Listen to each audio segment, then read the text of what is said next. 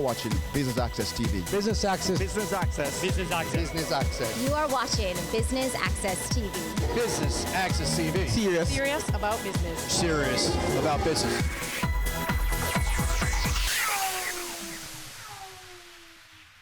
Hello and welcome to Business Access Television's coverage of the Business Breakfast for the upcoming publication of the Business Year 2019, the Jamaica issue. I'm Keneal Gale. We are here at the Hard Rock Cafe in Montego Bay, where business leaders and the movers and shakers from the second city are gathered. So let's go inside, mingle a bit, and then hit the stage.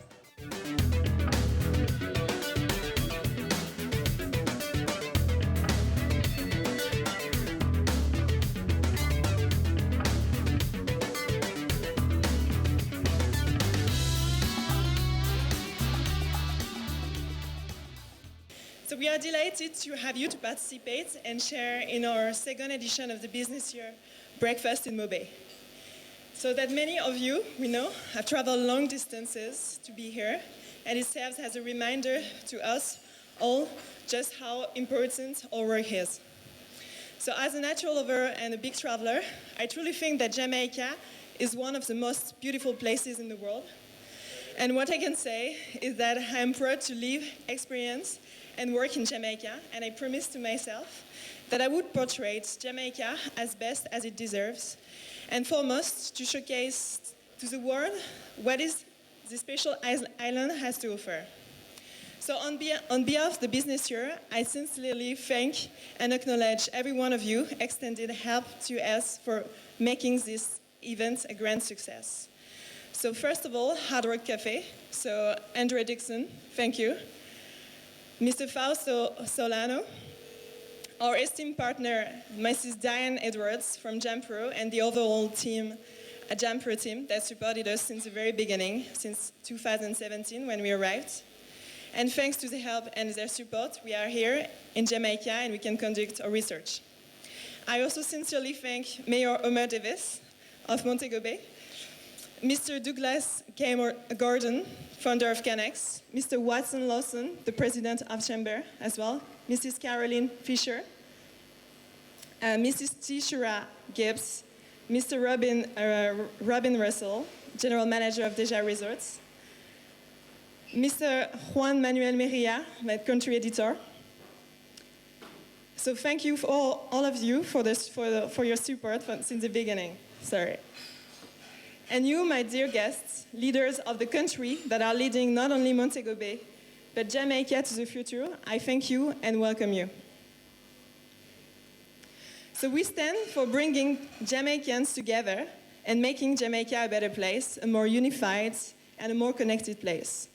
So most of us already know who we are and our role. However, for the new faces today, let me tell you what TBY is. So TBY is a global media group specialized in economic news and research on national economies and business intelligence. So we have operations in over 35 countries. Our head office is based in London. We have regional offices in Istanbul, in Dubai, Abu Dhabi, and Mexico City. And we have a strong presence already in Latin America. So the way we carry out our research is that we meet face-to-face with the community of leaders, and we stay for an average of 6-8 months in the country to meet with the most strategic leaders and most prominent figures of the country from the main and most important companies, as well as the governmental officials from the public sector. So over 70% of our publication consists of interviews, so that we provide the most accurate and up-to-date perspectives from the experts themselves. So as some of you know, the business year arrived in 2017 for the first time in Jamaica. And we have been invited by the Jamaican Promotion Corporation to compile a comprehensive research on the economy of Jamaica, combining our international expertise with their local experience. So following the success of the first edition of the Business Year Jamaica, we just renewed the MOU with Jampro to continue our research and compile the second editions on Jamaican's economy. So our final goal is to create an annual publication about the economy of the country. Thus, our unique platform represents a who's who of the decision makers of the country. And the publication recirculates locally, in the region, but also abroad. On the businessyear.com as well, and since 2018, we have a partnership with Thomson Reuters Icon, Bloomberg Terminal, and Dungeons Factiva. So today, we are all together because we need your full cooperation and support to truly reach the stage where we can have prosperity for all. So we know that Jamaicans, people want to tell stories that are wrapped in their own textures, language, and humanity. So we are here to use our platform to change the global perception and narrative surrounding Jamaica to truly reflect the economic potential of the city and the island, and further highlight the vibrant and dynamic local leaders, such as yourself, that are moving Jamaica forward. I am very happy to be here this morning on behalf of the Montego Bay Chamber of Commerce, because this breakfast launch is for us another opportunity to carry out what we believe is one of our natural duties, indeed obligations, as a chamber, that being support and aggressive marketing of this space that's otherwise known as the tourism capital of Jamaica. We recognize this is another grand opportunity, not just because what you will learn or have learned about the reach and the capabilities of the TBY, but this is a place where we have been before. That is to say, only last year the Chamber connected with TBY, and the results commencing with the showcasing at the Jamaica Investment Forum last year spoke volumes. In fact, yes, as Aska said, they officially launched their first publication, the TBY Jamaica, at the forum in partnership with JAMPRO. So let me also recognize the TBY for, one, the interest it has taken in Jamaica and the excellent way in which it had delivered on marketing this space and all the great products and services available. You know, I will admit, ladies and gentlemen, that I'm also very happy for the opportunity this morning for selfish reasons. Yes, selfish reasons. Because I've recognized that this partnership, this renewed connection, sits very well with three overarching strategic initiatives for my administration. Indeed, the 10-point strategic plan for which this administration was mandated to execute on are all within the areas, namely member centricity, modernization, and advocacy. Member centricity, here we want to zero in directly on our membership, on how we can facilitate direct benefits. We had and we still have in mind the sweet deal access, which we are now referring to as the member-to-member discount program. And I encourage all our members to sign on and don't be left out of this pool. We are seeing to the delivery of worthwhile, cost-effective training programs to benefit the members and their staff. This, we know, will have direct benefits in sharpening a critical asset for most, if not all, businesses. And I'm referring to human resources. And I want to recognize Dollar Financial for the sponsorship of our first training program. We expect to arrange a second one in November with a focus on digital marketing. And again, we encourage our members to use the opportunity provided by the Chamber. Member centricity is also about improving networking opportunities and improved flow and regularity of communications amongst our members. That's also being done through our monthly meetings, which we have also now added a new twist of getting these away from the Chamber office facilities, but to different venues across this wonderful city. Hello, Pier 1. The TBY Jamaica connection gels with this mandate of member centricity, as what is top of mind for us is our membership being able to reap the benefits, those who decide to utilize the services of TBY, they should reap the benefits from the tremendous reach and capabilities for which TBY Jamaica offers.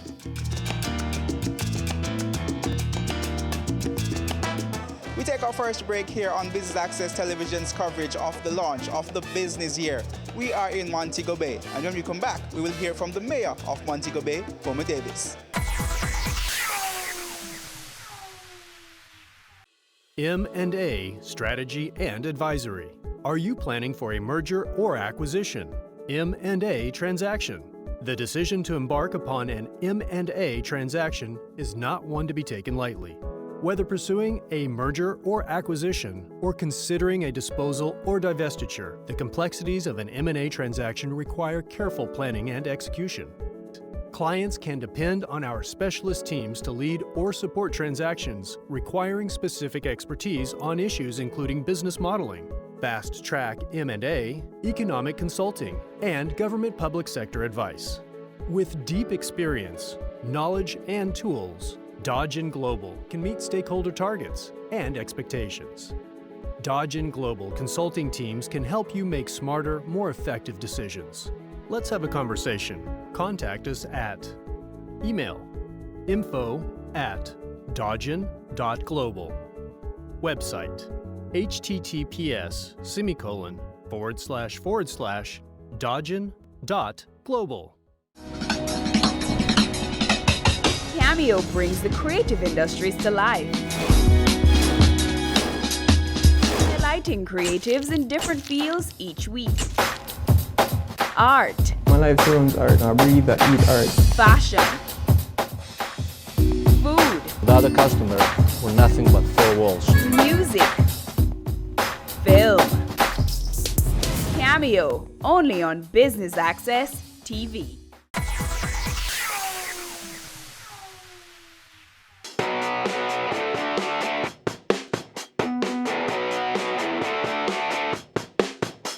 Welcome back to Business Access Television's coverage of the launch of the 2019 Business Year publication, where Jamaica will be getting another solar issue.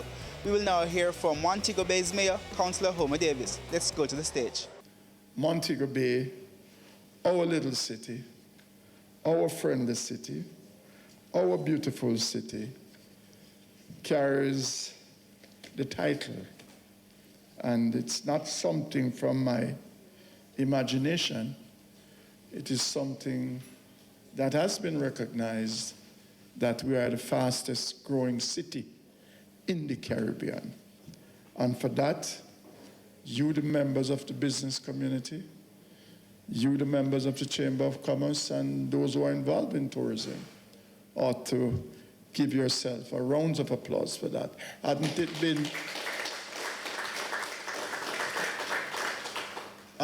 been for you to take a risk, investment is a risk, then we would not be seeing what we're now seeing in Montego Bay as it relates to development.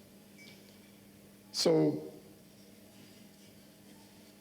Montego Bay, the status as it is now, is due largely to work being done in marketing Jamaica as the best place for almost everything. I could say tourism, I could say BPO industry. I could say other investments, tourism-related entities. But what stands out is that Montego Bay is the preferred location. And it is a preferred location because I tell people that Montego Bay is an hospitality area. We have learned to welcome people. It doesn't matter where they are. As a matter of fact, my friend there said when he's in Montego Bay, he feels more welcome. He feels as if he's a part of a community. There's an intimacy with Montego Bay, and that is why Montego Bay is really the preferred location. You've been here for 2 weeks, you're no more stranger. You know just about everybody. You know about just all the eatery, all the drinking spots, all the place to be. And that is a good thing with Montego Bay. So we enjoying what we're now enjoying. It's not an accident. It is a culture. It is a culture that I've developed over the years. Because I came here 40 years ago, and that was the culture where the people of Montego Bay embraces their visitors, whether they are local, they are foreigners. They embrace you. And that is the thing with Montego Bay. I'd like to start by commending TBY and the JAMPRO team for the initiative to launch the publication last year and the push for a second year. As the mayor said, Montego Bay has been consistently one of the fastest growing economies in the English-speaking Caribbean, and it's important that that be highlighted and presented on a platform that will spur further investment into our future. Last year, I was very active in supporting the business year's objectives because we saw it as an opportunity to highlight some of our companies and entrepreneurs, as well as to promote business in the city. And I would like to say thank you to the TBY team for accepting my proposal last year to ensure that Montego Bay had a special focus in the publication. It would be remiss of me not to also mention that I'm especially grateful for the special attention the city received at the launch of the event at the Jamaica Investment Forum in June of this year. Wearing the hat of I Love Mobay, I am delighted that the business year will now be giving internship opportunities to our youth to allow them to work on a publication of this caliber, reaching a global audience. Business leaders, I implore you this year to facilitate the team from TBY. Ensure your businesses are represented in the publication and your industries are highlighted. I Love Mobay congratulates the business year once again. We wish for you much success with the 2019 publication.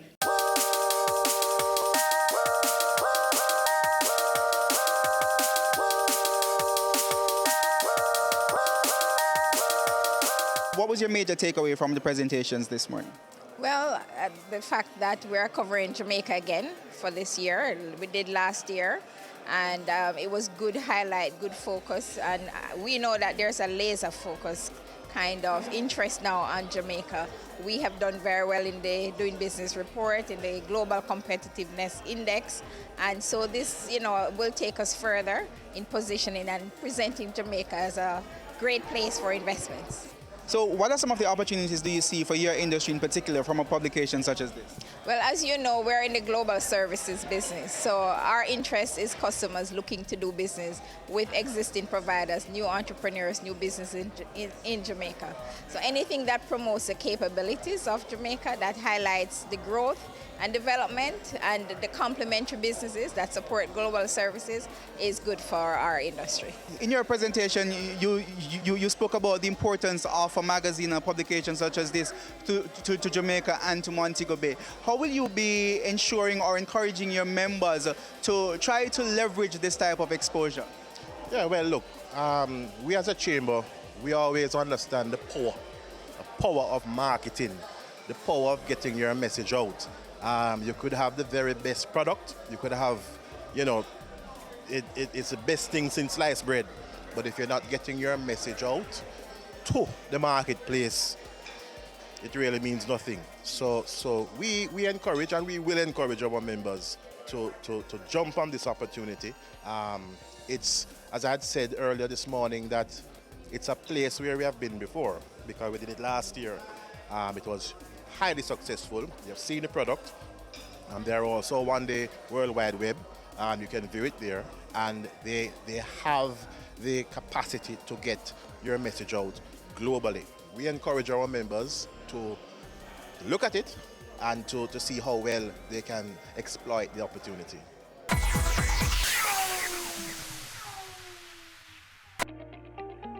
Taking the pain out of the audit preparation.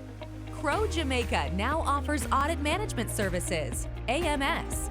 With AMS, Crow team manages your external audit process by providing the following. 1.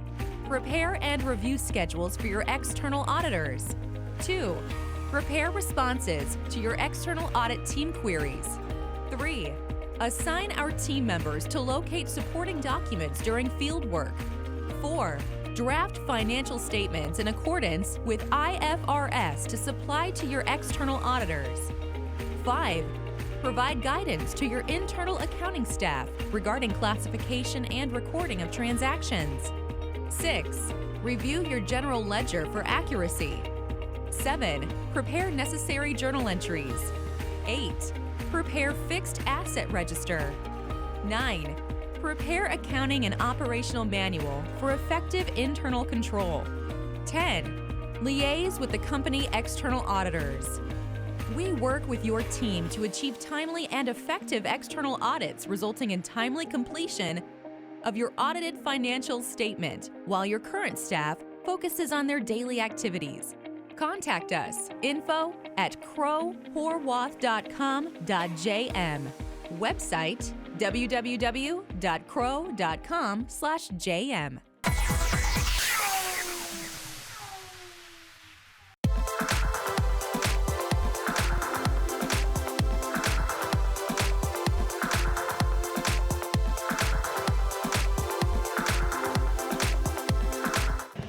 From this type of publication, this type of exposure, what are some of the industries that you would want to see attracted to Montego Bay from these investors?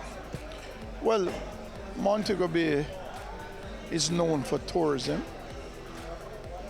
the BPO industry, that one is growing, farming, which I think we have a very good opportunity for not Montego Bay, but for St. James, especially the southern section of St. James where the farming lands are located.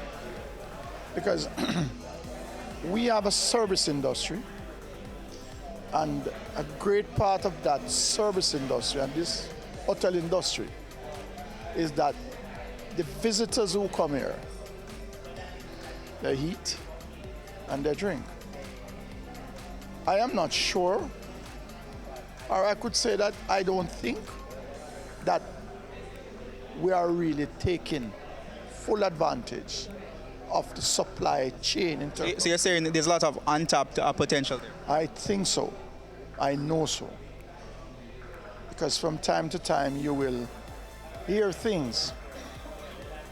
Hotels have to be bringing in this type of agricultural produce, this type of agricultural produce. But with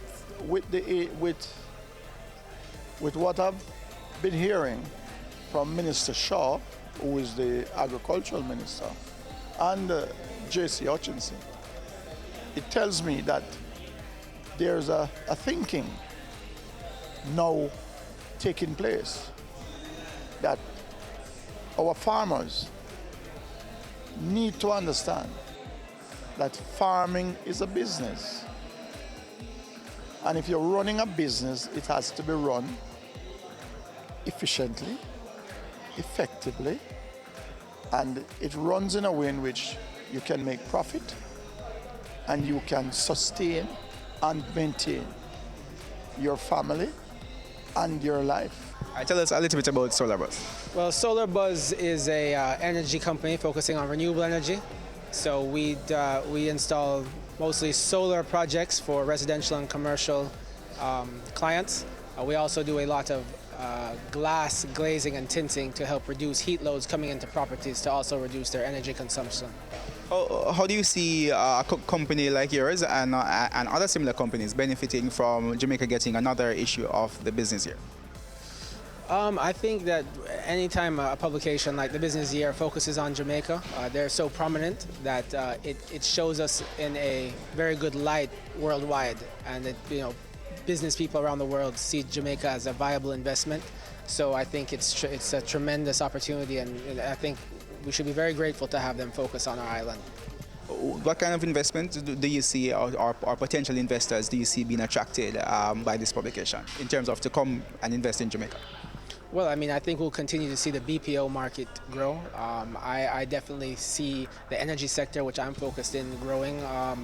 I mean, when I read through the last publication, there was just so many different opportunities that I think that we're going to get a variety of investors looking on the island and just seeing a tremendous amount of opportunities. Even when I read through it, I was getting ideas in other sectors that I'd love to be a part of, but you just can't do everything. So. Are there also opportunities for future collaboration between local companies and overseas companies? Oh, definitely. I mean, we collaborate with overseas companies all the time. So, you have to understand your expertise and where you are in your business cycle. When Solar Buzz was just starting out, I knew that I needed some guidance. So I partnered with bigger companies than myself from overseas, and I cut them in on the deal, and they helped to train us and bring us up to standard of international standards where we are now. So yes, strategic partnerships are a great opportunity to grow and become viable on your own. Tell us a little bit about what are some of the expectations for the 2019 Jamaica publication. So our expectation is to portray the economy of Jamaica and meet face-to-face with the community of leaders and investors of Kingston, Montego Bay, and the whole part of the island, in order to highlight the business opportunities, but also highlight the economic trends of the country.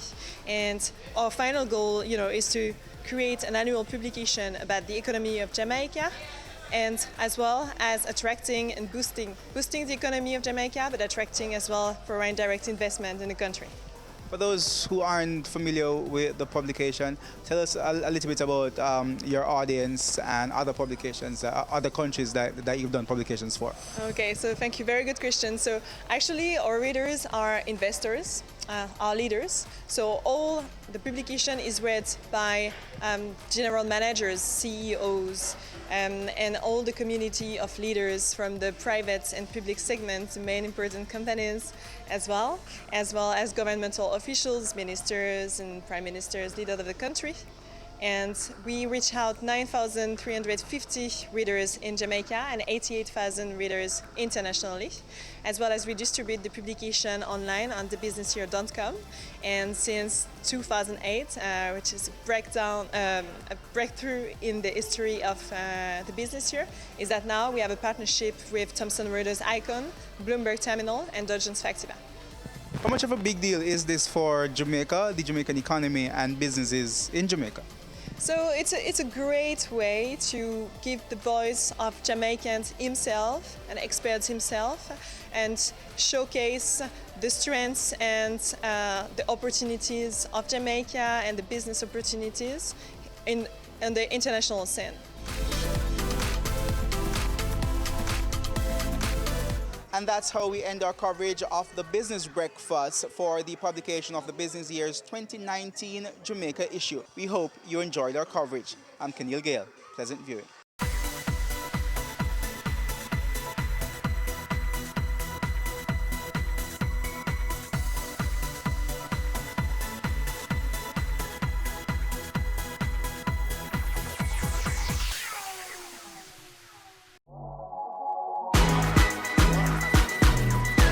The Good Life, your trusted source for useful health and wellness information, lifestyle tips for the mind, body, and soul.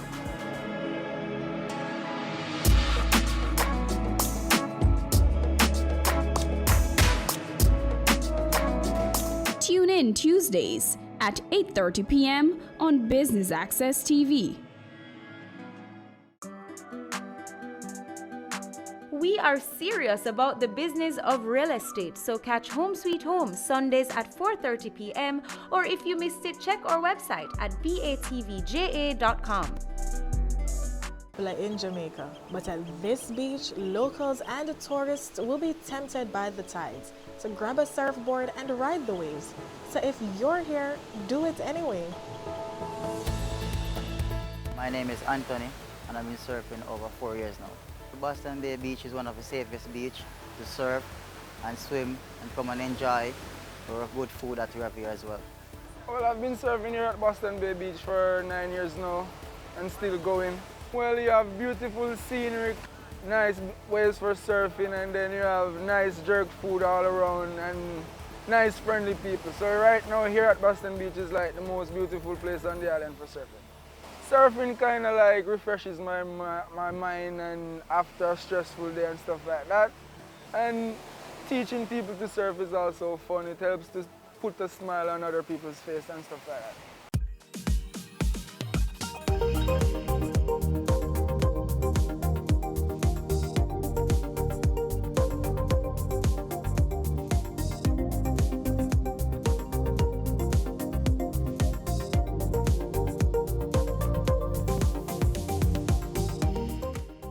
You're a newbie like myself, come to Boston Bay Beach and test the limits of gravity on the tides. Rent a surfboard, get yourself a surf instructor and surf south. I promise you, it will be an unforgettable experience.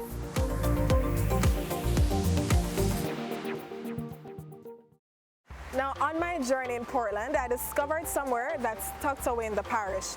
Off the beaten track, a literal hidden gem, Turtle Bay. And what makes Turtle Bay so unique? The bay is named for the turtle shell-shaped stone monument that magically rises from the water. Well, that's of course if you believe in magic. And there's an adventure to be had in trying to find your way there. Turtle Bay is a great place to just escape from the rattle and hum of things, chill and just enjoy the view of the lovely rocks.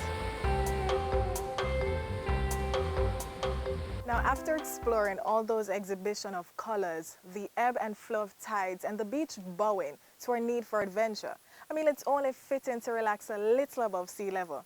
I'm on my way to Canopy House, and these are tree houses or hotels tucked away high up in the rainforest. So you can just imagine the lush surrounding, birds tweeting, leaves rustling, seas splashing. But it's easy to see how all these come together to create one thing, beauty.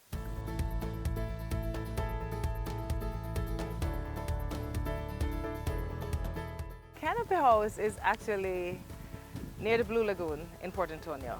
We are totally off the beaten track. It's hard to find us, and that's deliberate. It is not for everybody. Canopy House is pretty much in a rainforest.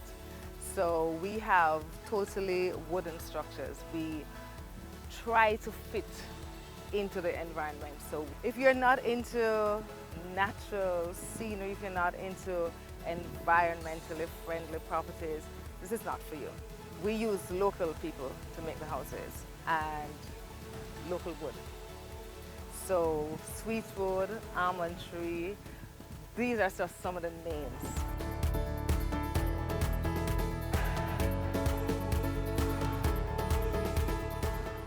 We actually exit into the Blue Lagoon, and we have a deck that you can jump off and swim at the Blue Lagoon. We have kayaks on property. I find though that the people from Europe enjoy Canopy a lot.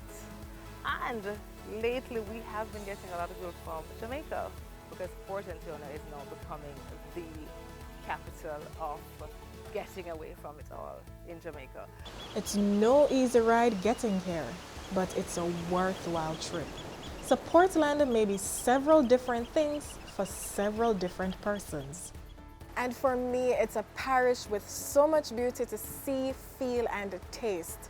Come and enjoy the whole Portland story, from the bush to the beach or the hill, whatever you will. Really, it's all here.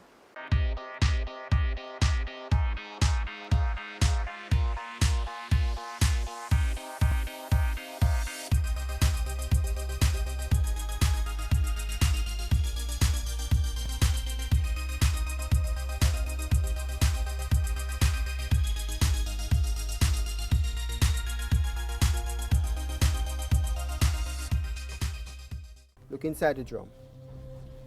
Those are the Aedes aegypti larvae, the one that causes dengue fever. If all of these larvae mature to be adults, and if the female larva bites someone with the dengue fever, it will acquire the dengue virus.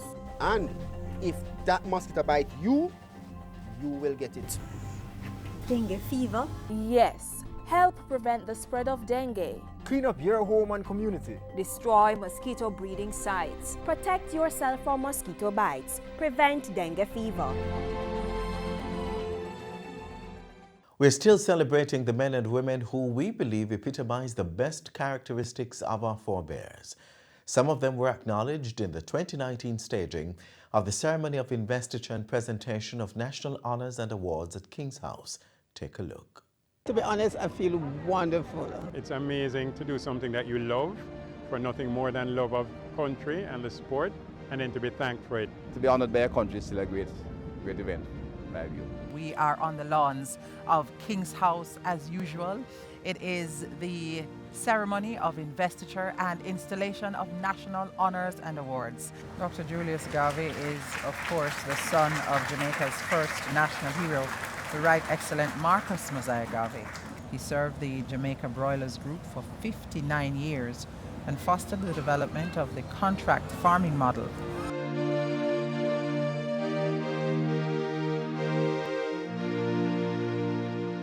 We have 215 persons who will be receiving honors and awards here at King's House. Professor the Honorable Gerald Cecil Layla, a member of the Order of Jamaica and a member of the Order of Distinction in the rank of Commander, for his eminent contribution to Jamaica and the world's development through the application of science, technology, and innovation, and service to the public and private sectors. Mr. Robert Dixon Pickersgill, Member of Parliament for Public Service and Political Representation, for the display of bravery in saving the life of a police officer who under criminal assault was hit from his motorcycle.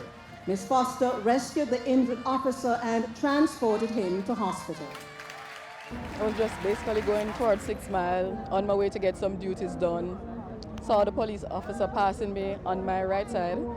Saw a highest bus coming on the opposite direction, coming straight across. Saw both of them collide, and that's where the chaos started. Because he was flung from the bike broke in two, and he was there bleeding. Persons were also just taking pictures instead of providing some assistance. And he was actually asking persons to help him. But you know how persons are nowadays, they're just more interested in it for the social media. So transported him to the hospital. He recovered within about 2 to 3 months, and he's doing very well now. I've spent 37 years within the Jamaican Force, and this is my first award. Deputy Superintendent of Police Lorraine Palmer. 37 years of service given to the JCF by Deputy Superintendent Palmer. Non-retirement, so at least they recognize my worth and my work and my conduct. So I'm so elated. Mr. Bruce Rex Vernon James, for sterling contribution to the development of sports in Jamaica and especially in the field of athletics. When we formed the MVP Track and Field Club about 20 years ago, we didn't have a world record holder in the 100 meters. We didn't have the number of Olympic medals that we have and World Championship medals we have now. I have to give God thanks for giving me strength on a daily basis, because my scope of work is very wide. Reverend Neil has served as a chaplain for the JCF since 2001. Last year, he was recognized for 30 years of committed service to the Seaview Baptist Church.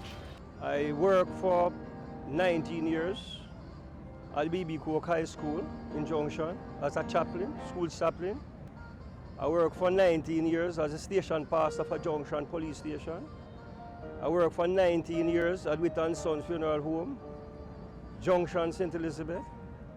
I worked as a marriage officer from 2007 to 2019, and Justice of the Peace for the parish of St. Elizabeth from 2007 until 2019. So it's an overwhelming moment for me, because what really happens is that the best time to give somebody something is when they're alive. Warrant Officer Class 1, Lucal Antonio Miller. 001 Miller, 25 years of service to the Jamaica Defence Force. It's really a sacrifice, and you have to be willing to serve to be able to do that. The pleasure is really to see what comes out at the end of the sacrifice. I am really proud of being a representative of Trelawney, honestly. The first one from Trelawney to be awarded this way, especially in my community. The Honorable Dr. Horace Anthony Chan, Member of Parliament, for distinguished public service in the area of politics. Greatest feeling comes from the work I've done for a lot of the young people out of both Hanover and Montego Bay. There are many of them today who I see are young graduate professionals, and I can understand the need to assist them, because many of them would not have gone the journey without help. And I'm committed to that kind of activity because it has been a good journey for myself from the hills of Westmoreland. The Honorable Lester Michael Henry, a Member of the Order of Distinction in the rank of Commander and a Member of Parliament, for 40 years of distinguished public service, political representation, and public policy development. What stands out for me are the realization of many things that people have achieved.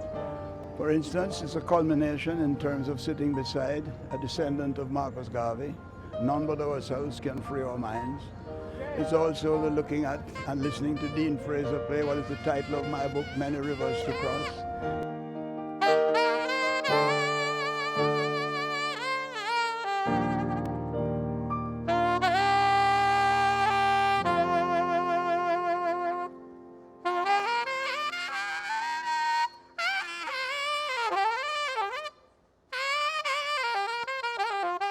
Mr. Sean Paul Ryan Francis Sean Paul Henriquez, a contribution to the global popularity and promotion of reggae music. I'm very humbled, I'm very honored. Surreal moment for me, you know. Never thought this would happen to me, but I appreciate it so much. And as I said, my love for Jamaica and the culture, I guess it's been honored now, but I would like to honor back Jamaica and salute everyone.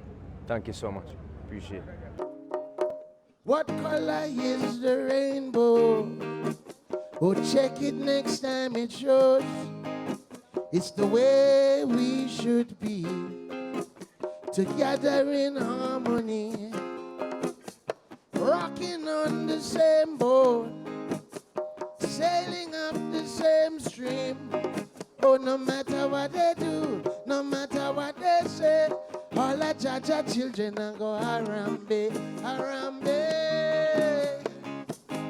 Hear what I say, Harambe, say Harambe. Hear what I say, Harambe. Protect yourself from the flu virus. Visit your nearest health center or doctor to get the flu vaccine. Cover your mouth and nose when coughing and sneezing. Wash your hands regularly with soap and water or by using an alcohol-based hand sanitizer.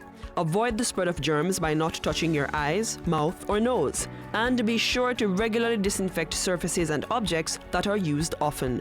Remember, your health is your responsibility.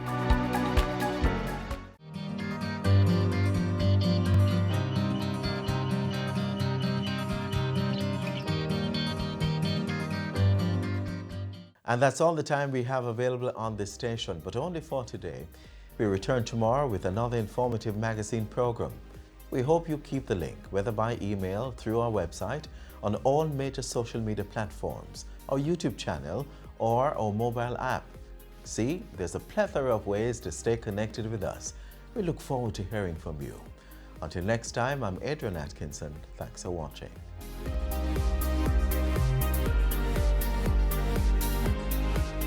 This has been a production of the Jamaica Information Service, the voice of Jamaica. They say it takes a village to raise a child, but the world will one day need the leadership of that child. The time you spend with your child matters. It stimulates their minds and shapes the way they act. Talk with your children. Help them to better understand the world around them and to value what is truly precious. Above all, the most valuable gift you can give them is love. Play, talk, teach, love. Take the time. It makes all the difference. A message from the Parenting Helpline and Ad Council Jamaica.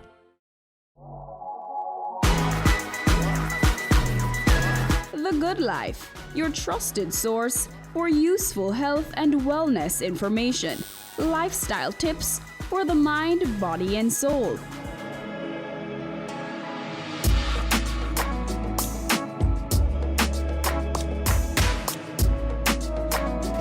Tune in Tuesdays at 8:30 p.m. on Business Access TV. Ready for cable for as little as $100? Ready for no monthly cable bill? Ready for 10 TV channels absolutely free? Then pick up our Ready TV box at authorized stores for $4,500. Hook it up to your TV set, then top it up with Ready Credit for 1, 7, or 30 days. Buy now and get $1,000 free Ready Credit and start watching your favorite shows. Pick it up, hook it up, top it up. Ready TV. Prepaid cable TV when you're ready. Now serving Kingston and St. Catherine. Limited time offer while stocks last. Conditions apply. Your business matters. Business Access TV offers you the most innovative and effective advertising solution for your business, specializing in B2B sales, cost-effective solutions, the customers you want, the repetition you need. No matter the size and nature of your company, your business matters. Call us at 876-291-6233 or 876-376-4225. Email sales@batvja.com. Are back with another exciting, innovative, and inspiring season. It takes a lot of stick-to-itiveness, being consistent and persistent in whatever you're doing. That's the bottom line. Business exists to add value to people's lives. And if we're not doing that, might as well we knock down the store and just call it a day. It's a season 3 of Creating Wealth, Mondays at 8 p.m. on Business Access TV. You're watching Business Access TV. Business Access. Business Access. Business Access. Business Access. You are watching Business Access TV. Business Access TV. Serious about business. Serious about business.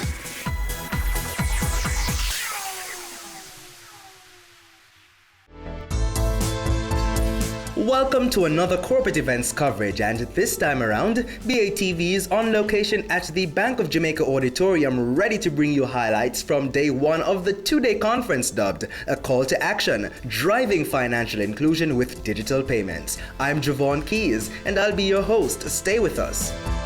The DBJ is really proud to be associated with this event, with a focus that we have on driving the economy by looking at the role that we all have to play in championing Jamaica through each of our line of businesses, each sector, and each person.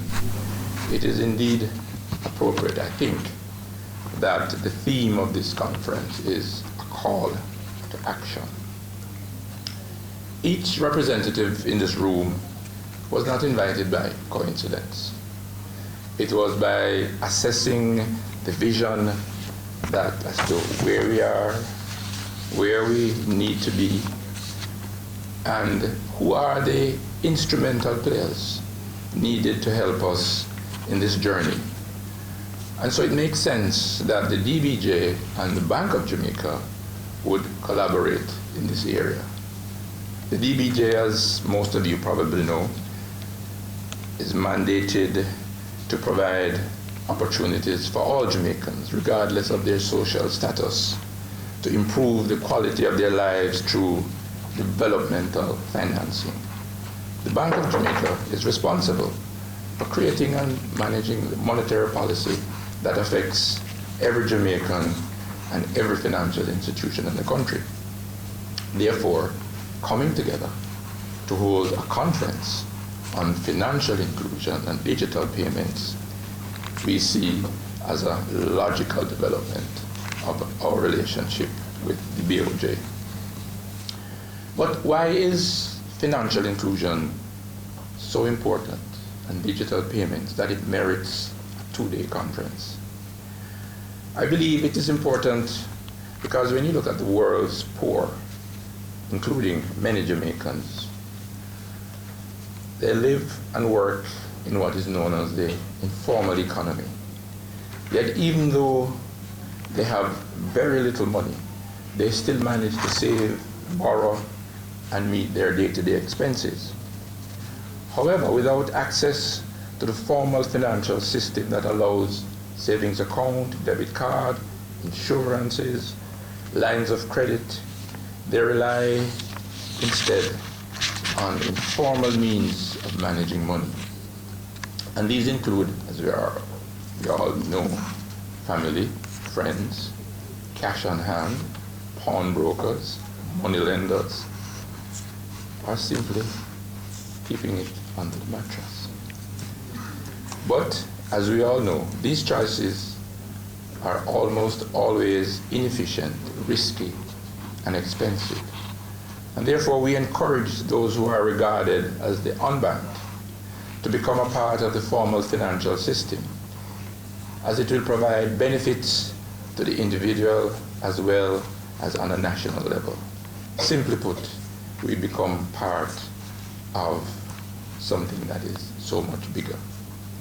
My presentation this morning focused on financial inclusion, which really, and in particular, how do we get that significant section of our economy that is unbanked into the formal financial system. A significant part of our economy, of the persons who contribute to our economy, are still in the informal sector.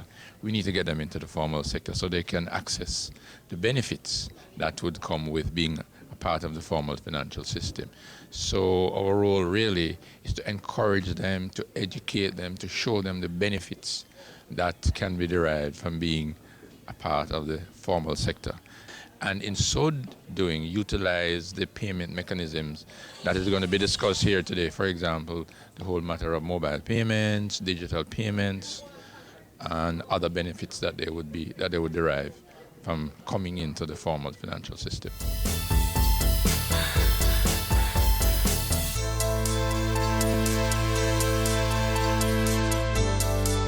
We are convinced that through this conference we can begin to build awareness and continue the conversation about the issues and challenges that must be resolved as we strive to develop and provide payment products and services to satisfy the needs of the average Jamaican consumer. We also see the need for tailored financial literacy programs that are integral to Jamaica's transition to the status of a digital economy. Over the next 2 days, we will engage in vibrant discussions on how innovations in electronic retail payments can impact Jamaica's development and how regulation can foster innovation. We will take an in-depth look at the risks and opportunities associated with digital payments and, most importantly, discuss how public-private partnerships can create a sustainable ERPS ecosystem. We will hear from our authorized ERPS issuers their experience with electronic retail payments. We will also hear from a micro-entrepreneur on how electronic payments can help to grow his business. It is anticipated that arising from these discussions, we will all have a renewed commitment to the development of the ecosystem to promote the use of digital products and to unlock the potential economic benefits associated with increased digitization of the economy. Ladies and gentlemen, I declare the conference open, and with the wish that our deliberations will be fruitful. Thank you very much. Driving financial inclusion through digital payments, that's what we're about today. The idea is to bring the regulators, the facilitators, along with some of the business partners into the discussion. And coming out of the dialogue today, hopefully we'll have a clear idea as to some of the challenges that are being faced by the various stakeholders. And we here at the Bank of Jamaica, we're about fashioning regulatory strategies to enable business, enable the growth and development of the financial sector. And we think that through engagement of our stakeholders, we will get certain insights which will assist us in discharging our responsibilities as a higher level of effectiveness. Well, the second day is going to be a little more of the same, but looking at perspectives of different stakeholder groups. Tomorrow, what we want to do is pay a little bit more attention to some of the options, the opportunities that are available as we seek to unlock the growth potential in the sector. I think the major challenge that we face is designing products and services that satisfy the needs of the average consumer. And I think that has to be an area of focus for us. I'm not convinced that the taxi operator, for example, has the products and services that he needs to be more efficient and to reduce his cost. I'm not convinced. And I think that there are opportunities for us to, better serve the needs of consumers such as the taxi operator. And I'm hoping that coming out of the discussions over the next 2 days, that we'll be exploring those, issues. And on that note, we go to a break. Stay with us. Much more after this.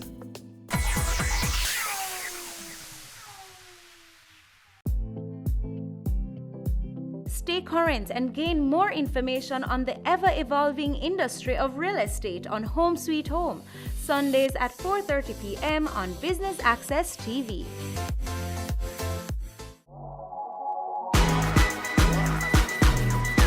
The Good Life, your trusted source for useful health and wellness information, lifestyle tips for the mind, body, and soul.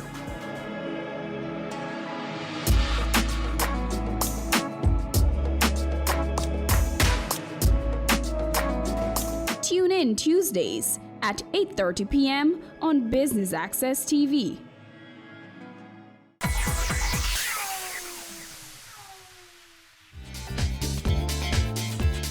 Welcome back and thanks for staying with us. Now let's join our presenter on stage. The strategy of mobile payments, we think, is a win-win for financial inclusion. And let me explain a little bit this.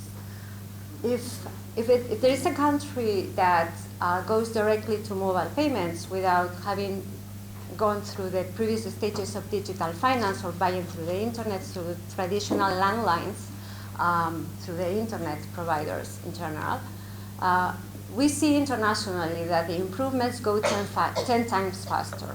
So digital payments, mobile payments have two interesting notions for consumers. One, that they provide payments in real time. Second, that are cheaper. What's there not to like, right?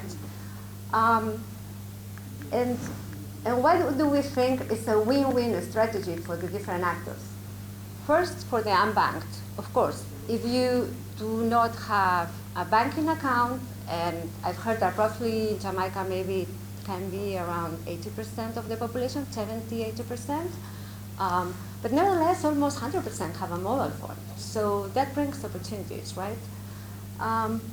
That will see that by starting paying over the phone, they are building a data, and they exist in the virtual economy of financial transactions. So they can be later provided with some insurance or offered some small credit line to buy electronically, and that's what happened precisely in China, where the e-commerce has brought all these payments. It's a win-win strategy for digital financial providers, and we saw that we are not talking about the traditional ones, the banks, but also new active players that now they can be interested, like fintech companies, startups, e-commerce, internet providers, to finance and to bank this new market share that represents almost 80% here. For the public sector, because they can use it also to different things. People can use it to pay taxes. The public sector can use it to provide benefits, welfare benefits through the digital accounts, and to other ends. So Bill Gates already said in 1995, we need banking, not banks. Interesting. That's what's happening now. Banking is not a monopoly of the banks. It's a much bigger concept now. So we've seen in the recent years that this has been Very true, because we've seen the fintech activities, so the advancement of technology and the open platforms has made possible that new players come to offer financial services. Banking is it's a concept that is changing. So banks are working from traditional banking to digital banks and other actors that are coming. Bill Gates said in 1995 we need banking, not banks, and this is becoming very true. I mean, we see a lot of financial disintermediation and fintechs, big techs, internet giants getting into the financial sector. That's from observance to what's going on in China, in India, and in other countries.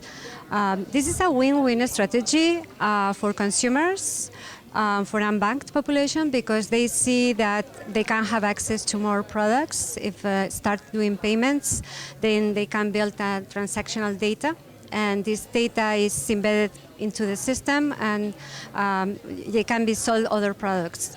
And this is a win-win strategy for the digital financial services providers, because they have access to population that has mobile phones, but they don't have a bank account.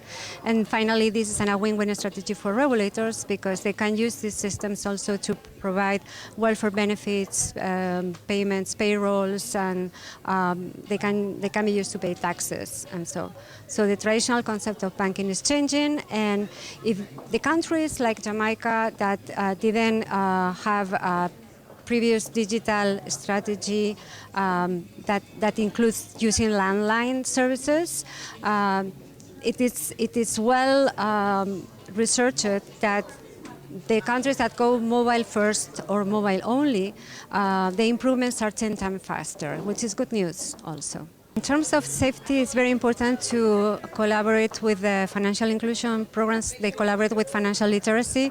They need to be aware of what are the different methods that they can use, and it's driven also by a good, like the Bank of Jamaica is doing and has in their agenda to promote financial literacy, to promote the use of these new ways to conduct business and through the mobile in a safe way for consumers, in the sense that they can avoid fraud, or they cannot be hacked, or they cannot be put at risk. So they need to know better how to do it. But having been said, these are very easy to use ways. So for example, the social media messaging apps like WhatsApp is getting into payments. So what they are trying to do is to be very friendly used, and the consumer is at the center of the product. So you can use your app to pay, to buy cinema tickets, to use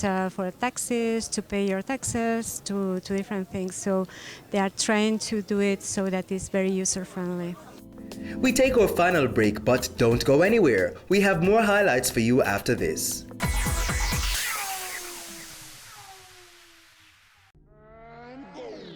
Career Moves has always explored interesting careers, highlighting all you may not have known about them. This season is no different. Coming back to Jamaica, everyone's like, Fizzy what? Fizzy who? When you find a bright boy or girl in the class and people say, what are you going to be? The parents say, you have to go be a doctor, you have to go be a lawyer.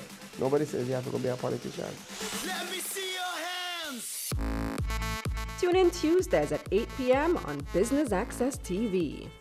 Ready for cable for as little as $100? Ready for no monthly cable bill? Ready for 10 TV channels absolutely free? Then pick up our Ready TV box at authorized stores for $4,500. Hook it up to your TV set, then top it up with Ready Credit for 1, 7, or 30 days. Buy now and get $1,000 free Ready Credit and start watching your favorite shows. Pick it up, hook it up, top it up. Ready TV. Prepaid cable TV when you're ready. Now serving Kingston and St. Catherine. Limited time offer while stocks last. Conditions apply.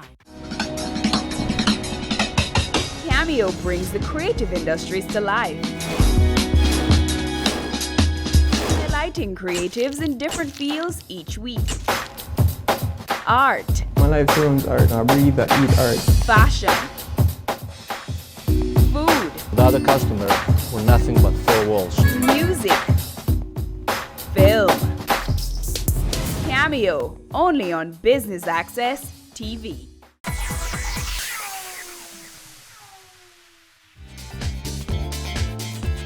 Thanks for staying with us. Now for more highlights.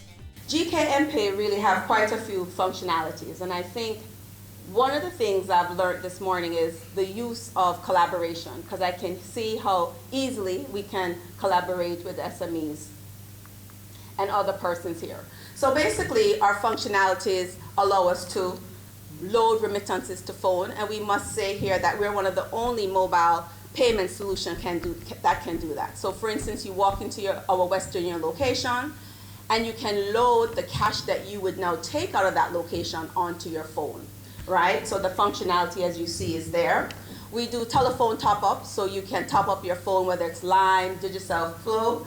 You can also pay your bills, because as I would have said earlier, we have a bill payment entity. So you can pay from any one of our existing biller listing. We have peer-to-peer transactions where you can send money to other persons. So I'm here today, I need to pay my helper, how do I pay her? I basically send her or transfer. If you notice, we talked also about what is going to make the customer change. Our portal allows us to have rewards. So basically, if you sign on as a merchant, you can offer discounts. So why use GKMPay? You also have rewards. So if you look, you see a number 2 there. It means currently when you would open your phone and look at your phone, you basically have 2 coupons there from 2 merchants that you can now redeem.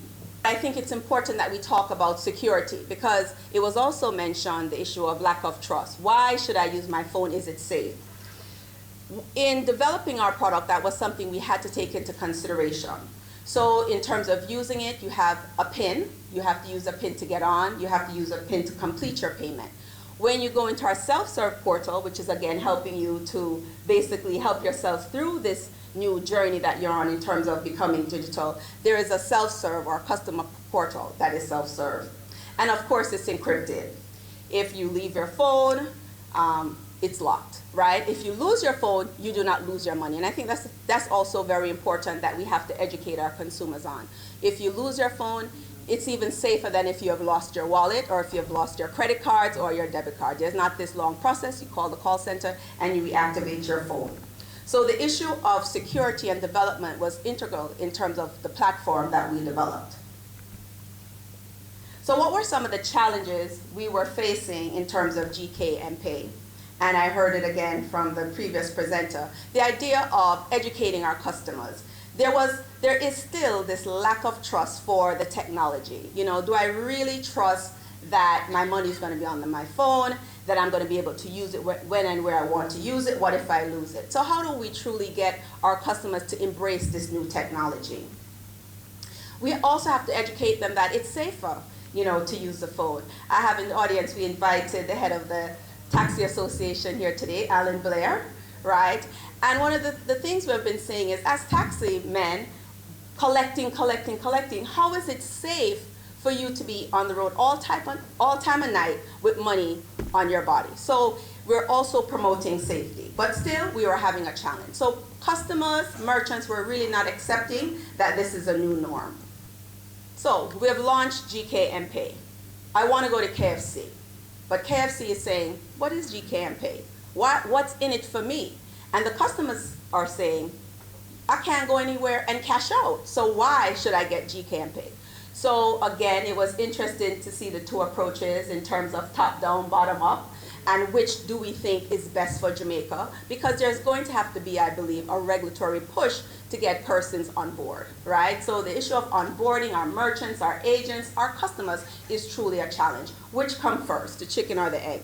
So what do we need? We definitely need education, public awareness, not only of our customers, but also our consumers. We really, again, I said, would like to thank the BOJ for this type of symposium, because we do think it's building awareness. However, we think it has to go much more than that. It has to reach to the public in terms of saying, I have confidence in this system. I'm validating this new payment system for Jamaica. It's how Jamaica is truly going to have a digital economy. So we truly need that endorsement from the Bank of Jamaica. We need integration with our payment system, with our banking system. So if you think about it, the taxi man, he collects his $100,000 for the night. What does he want to do? and we talk about financial inclusion, he wants to put that money in his bank account, right?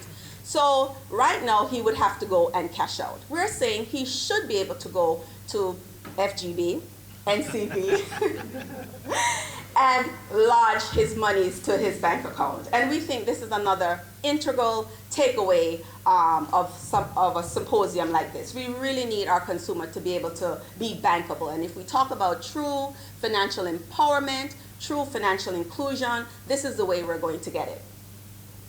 One of the things, and I said review of the wallet size, one of the things we also say is if we have our taxi man lodging these funds every day to his bank, he can get his GK MPay statement. Why can't he use that statement to say, this is my source of income? You know, this is my true, legitimate source of income. Whether it is to get a small loan, whether it's to get a loan for his daughter to go to college, we don't know. But these type of forward thinking is really what we need when we start talking about digital payments. Okay, Quisk is NCB's solution, NCB's mobile wallet offering. Essentially is a way that you can make a payment or receive payment without either plastic, and you use your phone number in order to you can use a phone number, go to the ABM and can do cash out from the ABM, or you can make a payment at a merchant. So if you were to go to a merchant and instead of swiping your card or insertion of your card, you enter your 10-digit phone number, then your 6-digit password, and then you can pay for your goods or services. So, and you can also do peer-to-peer transfers. So if we go to, let's say a group of us go to dinner and we go Dutch, we can just transfer all the funds to one person, and then that person can make the payment on the NCB terminal to pay for the dinner. We launched Quiz in 2016, and we've seen increased interest because of a number of changes we've made to the product, and we've made it a little easier as well for customers. So we see where there's been significant increase, and we have a number of quick service restaurants. So we've increased the offering, we've built out the ecosystem, and we continue to build out this ecosystem. So customers are seeing increase in value in NCB Quisk. Just about every merchant who has NCB terminals, you would be able to access Quisk. So for the newer merchants, they're signed up automatically with Quisk. But for merchants who have been system for a long time, we continue to go through the process of adding Quisk to their terminals. So if there's any merchant that you'd like to use Quisk and you're not seeing where they have Quisk at this time, we can easily add them, because the same machine that any of our merchants have can process KeyCard, MasterCard, Visa card, can process multi-link debit card, process Amex, China Union Pay, Discover, JCB cards, and of course NCB Quisk. So the merchants don't require to have an additional terminal. So it's the same terminal that process all debit and credit card transactions that process Quisk right now. The unbanked constitutes over 500,000 people, and we want to get them included. The government's policy of financial inclusion, and that's our aim. Our product is not as, invasive as when you go to try and open a bank account. We have the Bank of Jamaica guidelines for the card, which is not as stringent. It's once you collect remittance from abroad, it's the same process. So it's not very difficult, but the difficulty is going to be education. How do you convince people who are not used to a product and what they perceive as a bank product? How do they get access to it?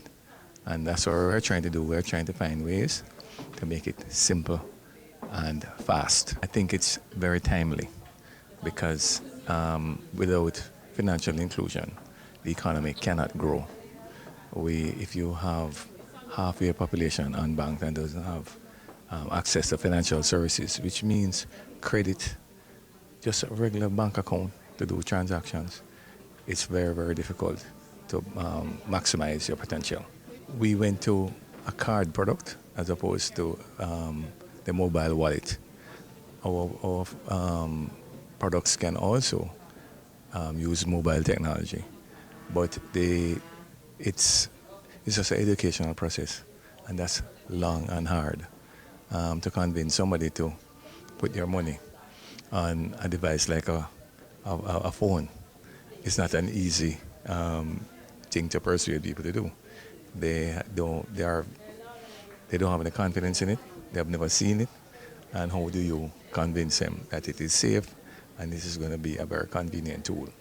But over time, I believe Jamaicans are very technology savvy and hungry, and we hope that over time we'll have that. That brings us to the end of part one of our two-part coverage of the Driving Financial Inclusion with Digital Payments Conference. Until next time, I'm Javon Keys. Stay tuned to Business Access TV, serious about business.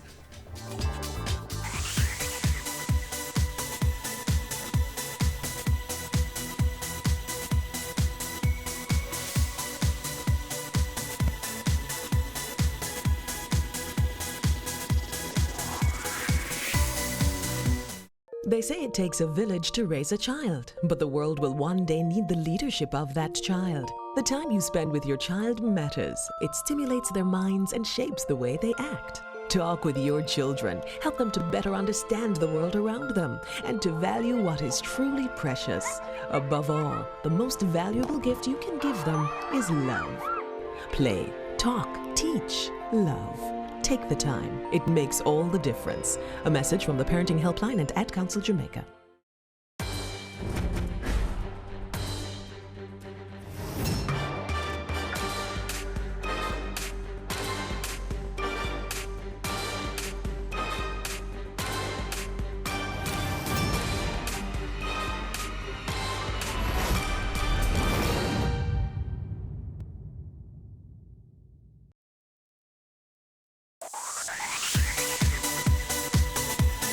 You're watching Business Access TV. Business Access. Business Access. Business Access. Business Access. You are watching Business Access TV. Business Access TV. Serious about business. Serious about business.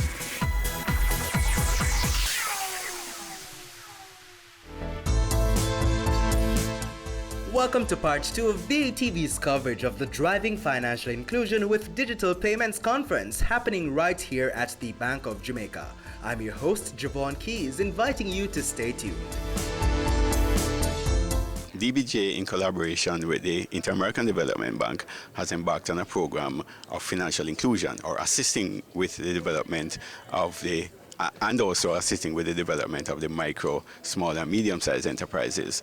Now, an important part of the conference is to bring awareness to the availability of the relevant technologies that can assist in bringing efficiencies to businesses. So this conference is under the theme Electronic Retail Payments as well as Financial Inclusion, because we're seeking to bring micro and small businesses into the formal sector and for them to understand how they can utilize digital technology to improve their business operations. We think that the conference is timely because we're at a stage now in the market where there are 3 providers of call it non-traditional services, mobile money services, and one in the form of a prepaid MasterCard.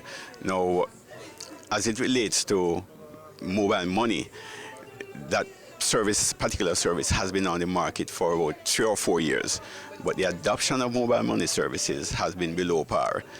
But mobile money has been used in other areas to move persons into the formal sector and to assist in reducing things like transaction costs for businesses. So we think it is timely now that our MSMEs seek to adopt this technology as they move towards improving business efficiency. As it relates to the presenters, we endeavor to bring presenters who are already in the space, persons who are aware of the technology, and persons who could contribute and help in convincing microfinance organizations as well as other stakeholders of the importance of moving Jamaica in this direction.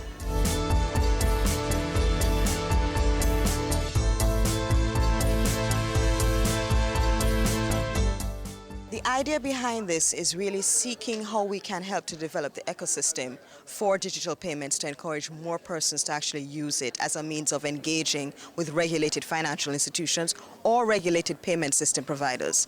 The thinking behind it is that you have to understand the customer's perspective, remove the pain points, understand the provider's perspective, and facilitate the flow of business and funding, because this financial inclusion project is part of a broader project to empower Jamaicans to actually engage in the global economy. First of all, I think we need to redefine ourselves. I think we limit ourselves unnecessarily. Jamaicans, and Jamaica is actually on the cusp of becoming first world. We're an upper middle income country. We have sacrificed greatly in terms of financial sector reform. So what you see in the ERPS guidelines, the Electronic Retail Payment Services guidelines, is the creation of the regulatory framework which speaks to consumer protection, speaks to agents, speaks to the nature of the product design, and we go through a rigorous assessment of the product, which means that when a consumer now uses an authorized ERPS product, they have confidence that Bank of Jamaica has looked at the issue, looked at fit and proper, looked at the agent network, and even looked at the mechanisms to protect the consumer. So, of course, data protection is critical, but what also needs to be remembered at each point is that this is a means of facilitating payments. So we have tiered levels because we understand that the transaction volume and the value of each transaction is important to the individual customer. So it's all being done from a customer perspective as well as ensuring you develop the ecosystem. We are about empowering Jamaicans and empowering our financial institutions and providers by bringing them together in a forum where we can speak about the areas that need to be improved upon and addressed.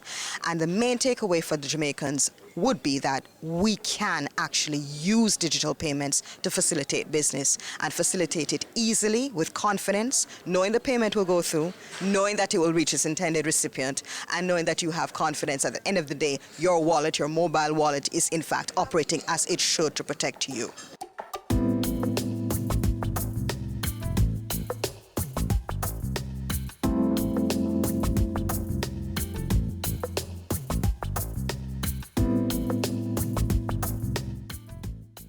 I was presenting on public-private partnerships and how its impact can influence a successful ecosystem for electronic retail payments. The main takeaway points is that the private sector, in assisting the government to achieve national financial inclusion strategy, cannot do it on its own. There has to be a substantial investment by the government itself to advance financial inclusion. This conference is an offshoot of the government's plan, and in this plan it involves the commitment to public and private partnership, which is education of the public on the government's intention to support digital products for the underserved, and hence it's called financial inclusion. It's very timely. Digital evolution, it's becoming faster and faster, and the sooner Jamaicans are made aware of the opportunities, the sooner the investors, all stakeholders, and the consumers can participate. I personally would not like to see a foreign company come in and provide solutions to our own citizens, which we are capable of doing. So it is incumbent upon us to now start to roll out our strategies. There are 4 authorized issuers, and issuer is the company who will be providing the service. There is Alliance, GK, which does MPay, Quisk, NCB, and previously there was Connect.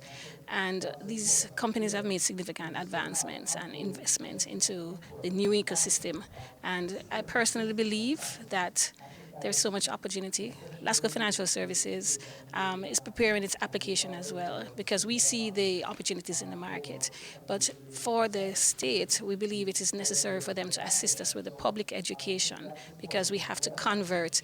It's going to be a lot to convert new customers who are not fully aware of the opportunities and the entire security features of this digital payment.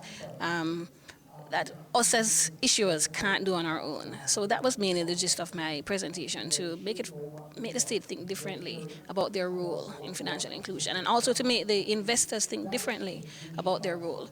I find that most of the investors are so focused on the payment system, which is the technology, and not thinking about the ecosystem. Now, the ecosystem is necessary to drive success, which is all the merchants involved, all the agents that are involved, and other government stakeholders. So I hope today I was able to give them a different perspective. So far, there's not been any successful business proposition, neither for the customer nor the investors themselves. So I hope I was able to get them to think a little differently today. It's time for a quick break, but stay with us. We have much more after this. Doggin Global Introduction. Doggin Global is an integrated multidisciplinary professional service firm. We are integrated as one firm and provide several professional services, including audit, accounting, tax, IT, risk, HR, performance, M&A, corporate recovery, and other advisory services. The firm is organized in several professional service units, which includes Doggin Auditors, Doggin Advisors, Doggin Legal, Doggin Finance, Doggin HR Solutions, Doggin Tech Solutions, Doggin Media, Doggin Corporate Secretarial. If you are interested in any of our services, please contact us for a free quote. Email info@doggin.global. Website doggin.global.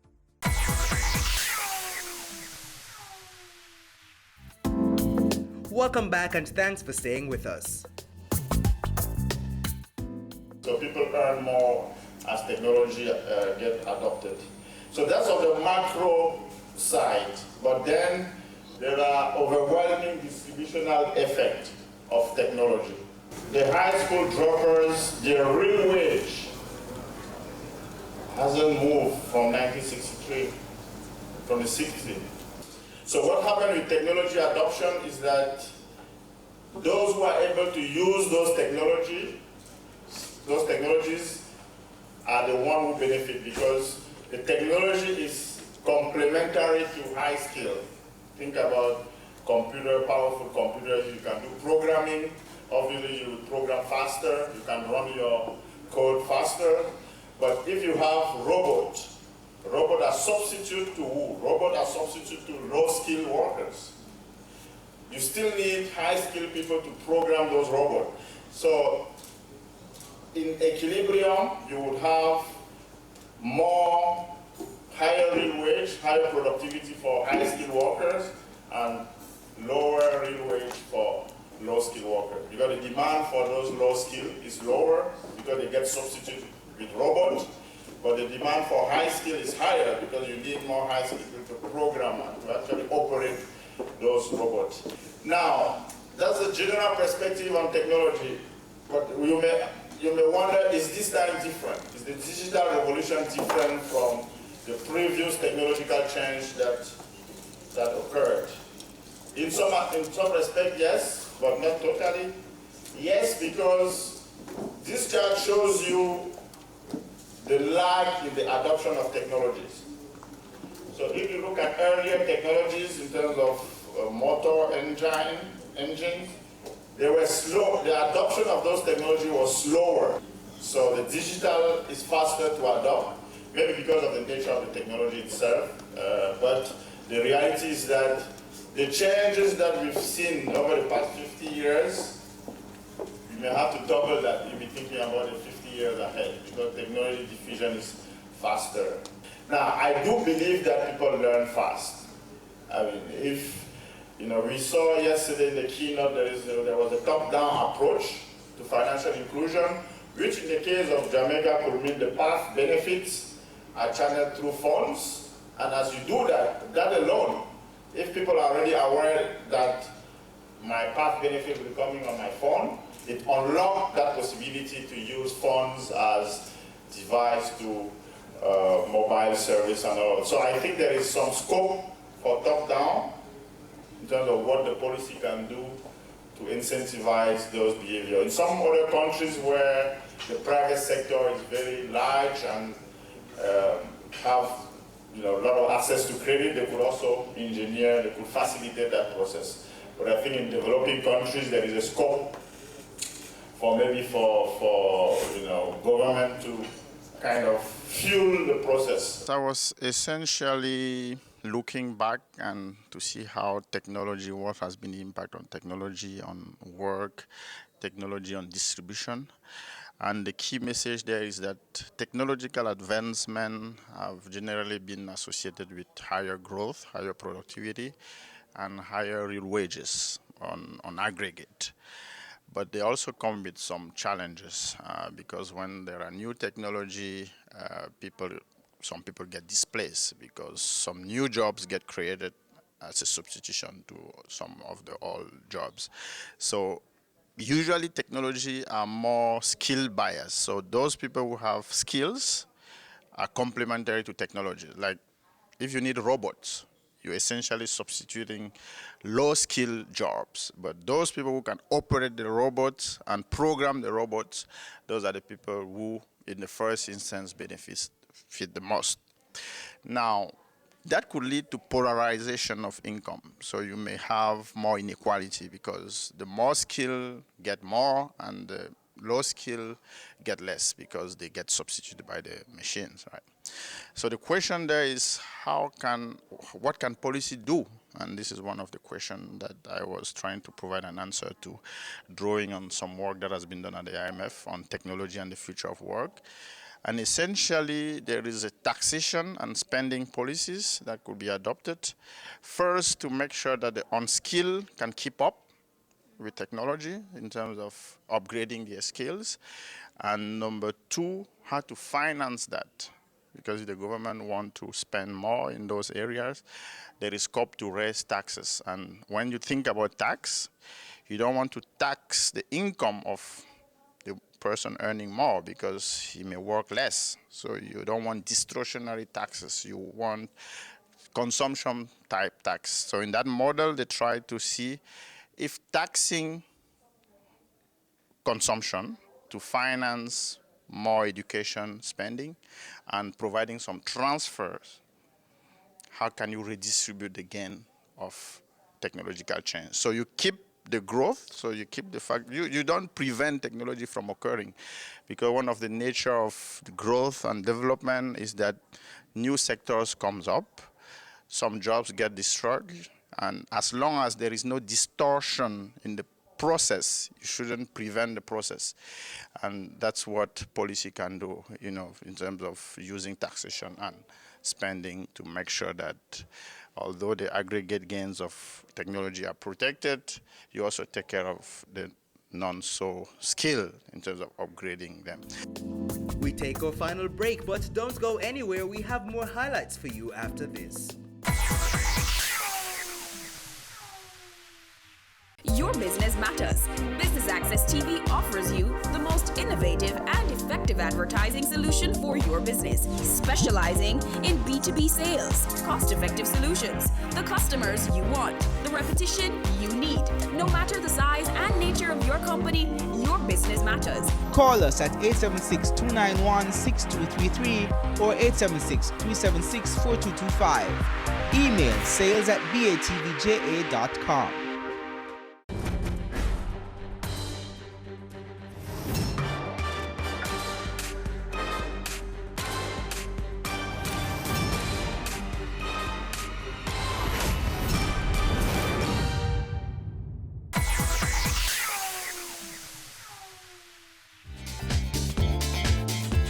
Thanks for staying with us, and if you're just tuning in, we're here at the Driving Financial Inclusion with Digital Payments Conference. Now for more highlights. Security incidents have been increasing in sophistication, frequency, and the magnitude of impact. So no longer you have a one-way hack. So we hack an organization somewhere and it's isolated. No more we have that. We're going big. Hackers are organized. You have hacker teams, and I really don't want to scare you really bad, but we have them locally too. And on these teams, you have the person who is in charge of personal data. You are the technical person. You do the social engineering. Different persons have their different roles. So they're dedicated to what they do. This is their job. Figure out how to get into a certain amount of accounts and take out the money. These incidents, as I may have alluded to before, affect the reputation of the company, their finances, and even their physical assets, because they can take down their networks. This undermines your competitiveness and your ability to innovate and position yourself in the marketplace. You can suffer tangible, physical, or economic harms. Security incidents can impose significant costs on an economy as a whole, eroding trust and spreads across sectors. The attacks themselves may be intentional. So they may sit and plan for a year that look will come in for Bank of Jamaica. However, it may also be unintentional. You may just have that one user that clicked on the wrong thing. A lot of times, that happens. What are some of the ways in which this can happen? Now, research has shown that the biggest security issue in any organization is the human factor. So you spend all this money and you buy the latest firewalls and you have all the policies in place. But if your users are not aware, if they don't know that Mr. Morrison's name does not have an S, it can cause a problem. So you have to be aware, you have to be really conscious of these things. Think about it. You must have policies and procedures in place.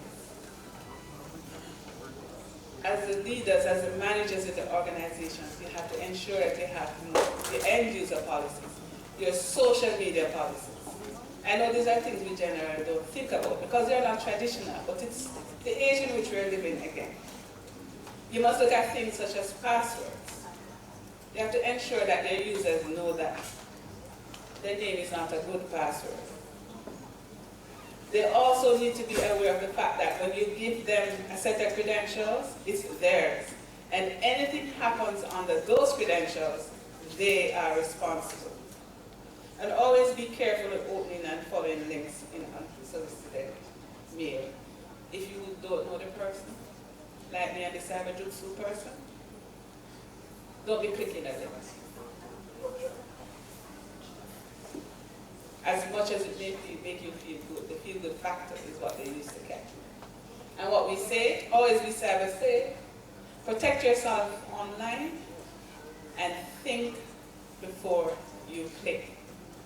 And I've even gone further now to say think before you post, because some of the things that you're posting, they're even more dangerous than some of the things in your phone. I spoke about the need for persons to be aware of the issues that can arise with using online platforms as well as using electronic devices. So we want people to know that while there are good uses, and I did speak to some of the uses of social media in marketing and in promoting a business, there are some risks that exist, and I gave some examples as to how to manage those risks. Companies need to do all that is necessary to protect consumers' data. Why I don't think sometimes they realize that this data that they hold is valuable to other organizations, some not necessarily legal organizations as well, for all sorts of use. And that is what we're trying to get across, that companies need to realize that you're holding personal data and other persons are interested in this data, so it is your responsibility to protect it. When you're using online platforms, when you're using electronic devices, think before you click, think before you post with social media. You need to consider the impact that whatever you post may have, not only on you, but on others.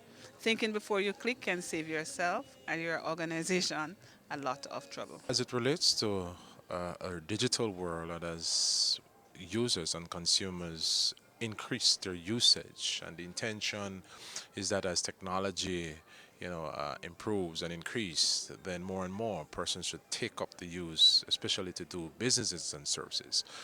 But the direction that we're heading is good, but we also have to think about the negative side of things, in the sense that there are challenges with respect to security aspect of what we do. We do a lot of business online, we do a lot of transaction point of sale services. All of these things, pose risk and threat for the consumers. Criminals are out there, they're understudying and looking at how things move on and progress with respect to businesses, whether it's online businesses and things like that. They can get involved in studying your patterns of usage online. Say, for example, if you pay bills online, if you shop online, normally you'll put your information about your card online, your PIN number online.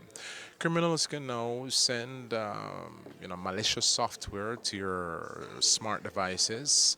Once it gets on your devices, these criminals now have access to your information. It dumps things like keyloggers, so when you're ready to put your card number in, they capture that number. It goes as far as turning on your camera system and turns on your audio system. Sounds very scary, but indeed it is so. I'm not here to let persons become paranoid, but becomes aware of the possibilities that are out there.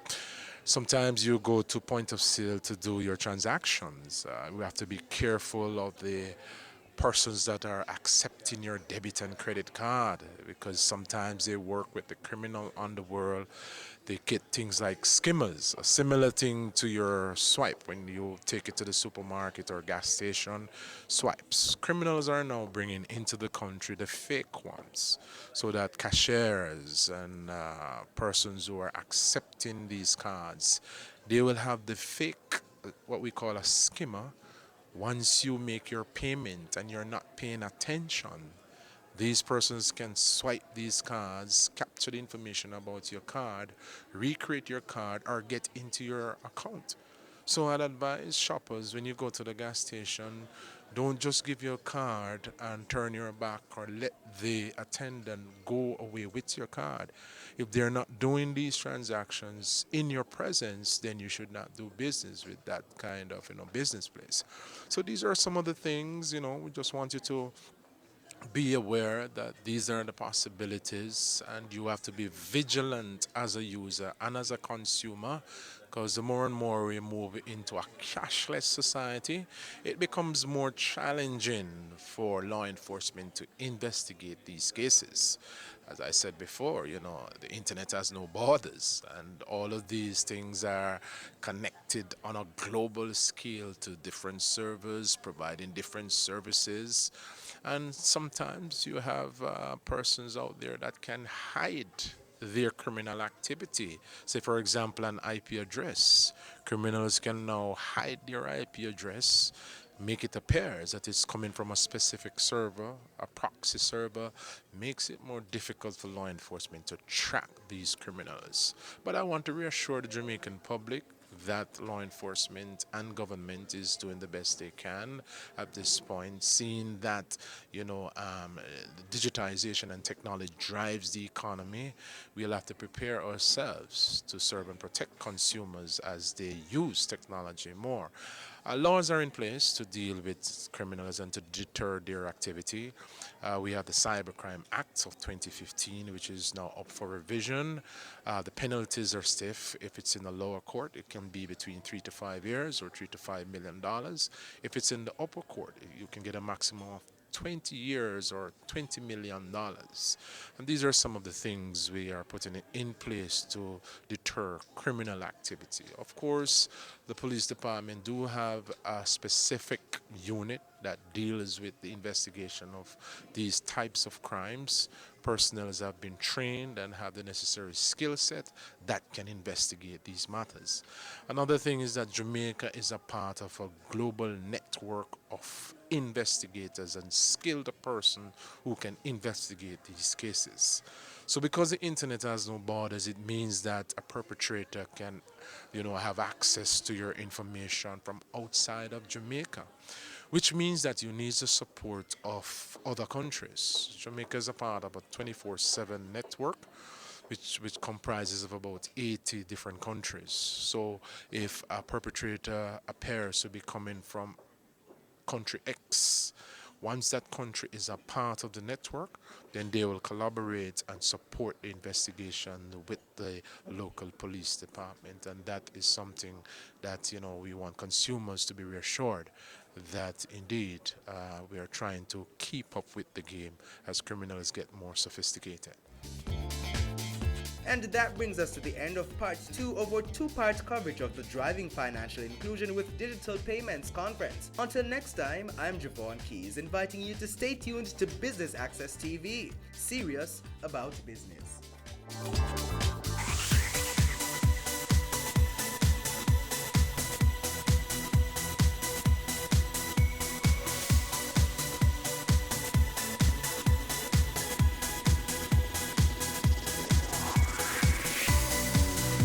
Ready for cable for as little as $100? Ready for no monthly cable bills? Ready for 10 TV channels absolutely free? Then pick up our Ready TV box at authorized stores for $4,500. Hook it up to your TV set, then top it up with Ready Credit for 1, 7, or 30 days. Buy now and get $1,000 free Ready Credit and start watching your favorite shows. Pick it up, hook it up, top it up. Ready TV. Prepaid cable TV when you're ready. Now serving Kingston and St. Catherine. Limited time offer while stocks last. Conditions apply.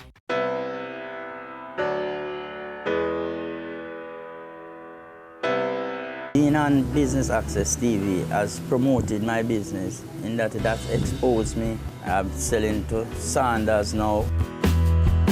I've been even to Brussels. I've get commissioned to build the ACP logo. And I'm back here now, I'm doing different items, like it's creating more souvenir, different style of souvenir. Anyone that is considering to do business with Business Access TV should go right ahead because it motivates and propels the work forward.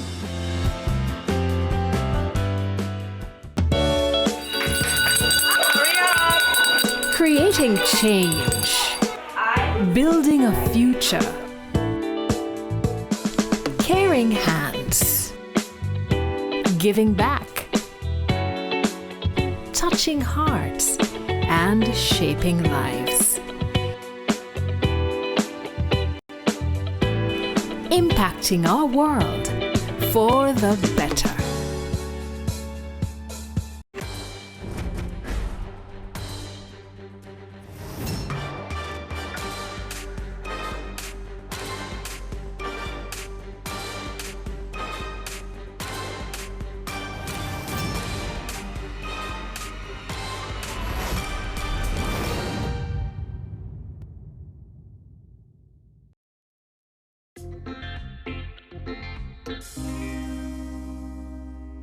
Hey everyone, and welcome to Chill Spot. On this episode, we'll be talking to Kamal Banki, a man who wears many hats. He'll be talking to us about his life as a DJ, a promoter, and a PR consultant as we hang out right here at the beautiful Sandals Ochi Beach Resort. So don't go anywhere. Chill Spot begins right now.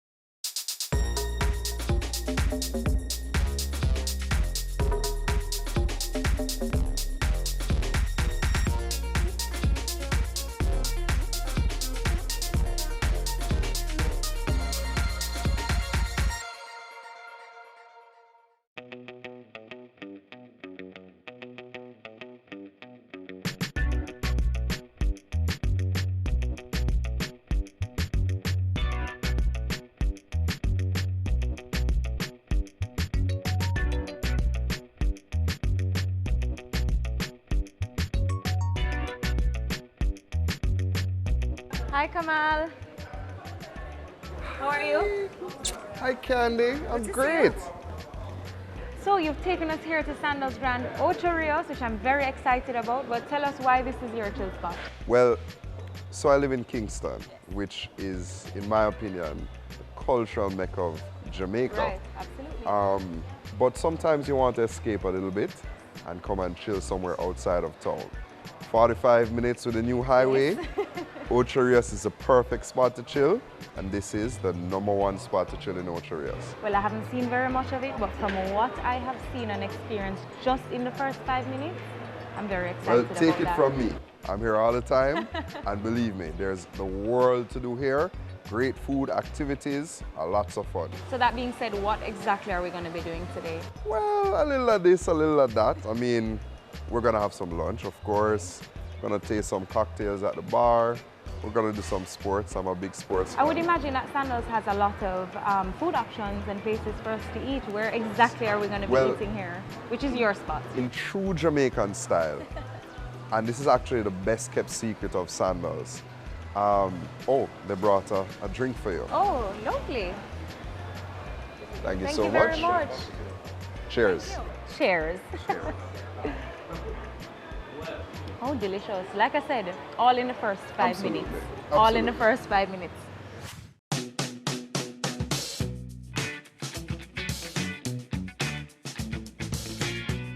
The best kept secrets of Sandals. They have some of the most delicious jerk in the entire country. Are you sure? I will tell you this. The people that know me best know that I'm a real foodie. I cook, I own a restaurant, I eat like copious amounts of food. I know food. And I can tell you, the jerk hut here, it's giving Scotches a run for its money. I'm gonna let you decide. You're if it's making me actually better. salivate, okay? So. It's probably better.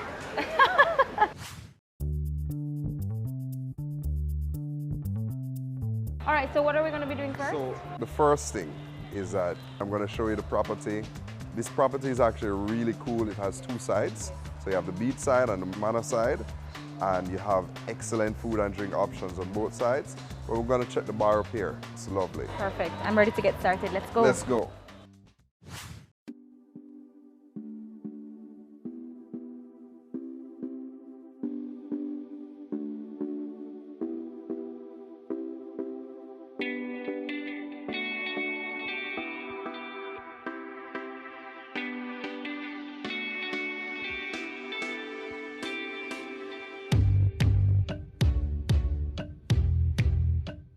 Oh, I thought you meant.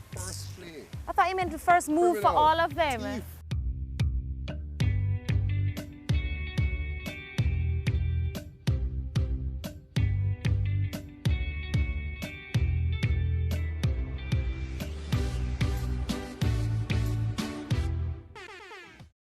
Coming up. From what we've done, conservative estimates are somewhere about $1.5 billion Jamaican pumped into the economy because of the Dream Weekend effect.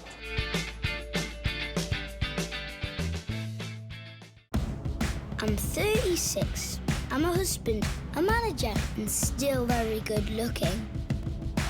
In 2 hours, I have the most important meeting of my life.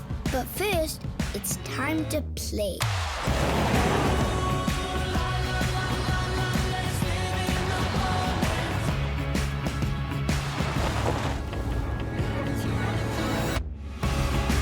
The new Suzuki Vitara. Have you seen it? It's BATV Live. Live streams of business news weekdays at 7:30 p.m. Stay on point Thursdays at 8 p.m. with our Business Current Affairs show. And Weekend Business Report Saturdays at 7:30 p.m. wherever you are. Log on to our Facebook page at Business Access TV or visit our website at batvja.com. Live and at your fingertips. Business Access TV. Serious about business.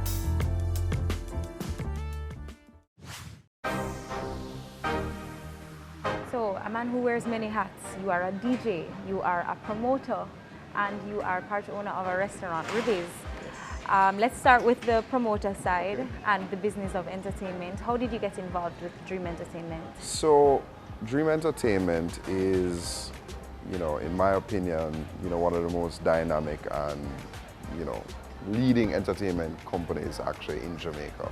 Dream Entertainment started from the Dream Team, which is a group of promoters who basically do a lot of the signature events across Jamaica, and we decided that we're going to unite and join forces to bring some of the events that we all were doing in the grill under one banner. So I was doing an event called Wet and Wild with my partners down there on ATI. Some other people were doing some of the ATI parties, some people were doing RTI parties, and we joined forces along with the Smirnoff exclusive team and brought you the best events on one armband. So that's how Dream Weekend was born.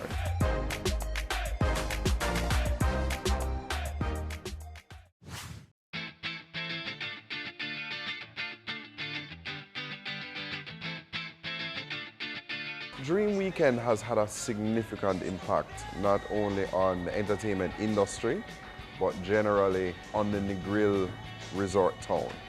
Obviously the concept of what Dream is was started by ATI. So they were the originators of that whole party weekend concept. That whole idea, yes.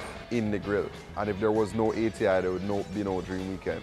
But we think that we've refined it and made it a bit more workable and marketable internationally. So right now we get about 20,000 people to Negril for that weekend. Wow, 20,000? Yeah. About 20,000. And based on the latest surveys that the JTB has done, about 51–52% of those are actually tourists. International, right? Yeah, not Jamaicans who come home for summer.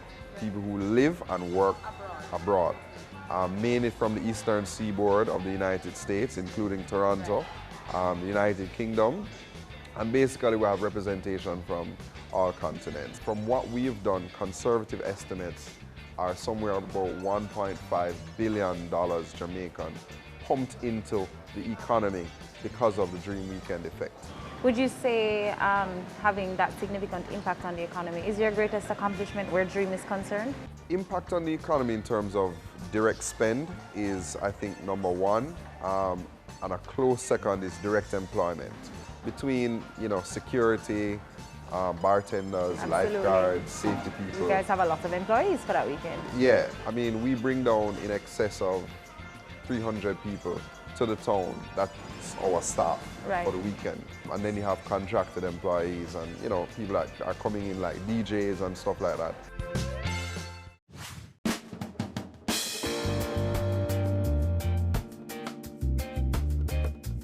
What would you say is unique about the Dream experience? If you understand how Negril is laid out geographically, it's a 7-mile strip on the beach with hotels, party venues, restaurants, bars, all the way up. Now, there's nowhere else in Jamaica that you have that. Very few places in the world actually have that logistic, benefit, and you're able to keep events there. So while there are actually bigger venues in Jamaica, single event venues, the whole logistics of people staying where they're partying on one strip, and then we're actually able to use shuttle buses up and down the strip so people don't have to drive anywhere. That's unique, and they can hop from restaurant to bar to party to their hotel to somebody else's hotel. Basically for 6 days. That is, in my opinion, one of the greatest experiences ever. Very convenient, I should say. And what can patrons expect from this year's staging? Well, so we have, in my opinion, the most high energy event anywhere in the world, which is Extreme Wet and Wild. The energy that you get at Extreme Wet and Wild is unparalleled. There's nowhere else that's doing something like that. We have a concert. We have great artists, great DJs playing on every event. Our sponsors for this year, Appleton Special, they're back on board. They're actually owning some of the events. So you're going to see, a different presentation of the look and feel of some of these events, the bars, what we serve there. It's a higher level. What would you Thank say is one of the biggest misconceptions about being a party promoter or being in this industry? That it's fun. Yeah. So it's not? It's a lot of hard work. I work so that you have fun. Right. So basically, you know, when people are enjoying themselves and whatever, I'm kind of a lot of the times in the background, you know, making sure everything is Right. But it really does seem so glamorous from the outside. I really imagine that as a party promoter, you guys would have a lot of fun doing it. I feed off the energy, you know, so I enjoy seeing people have fun. I myself am worrying about 10 million things while it's happening. Right. So I don't necessarily get to enjoy it, but Absolutely. I mean, you know, seeing people enjoy themselves is one of the reasons why I do this.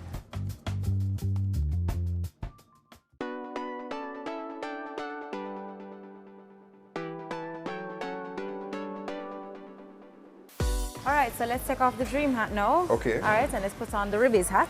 Cool. Okay, and tell us how that started.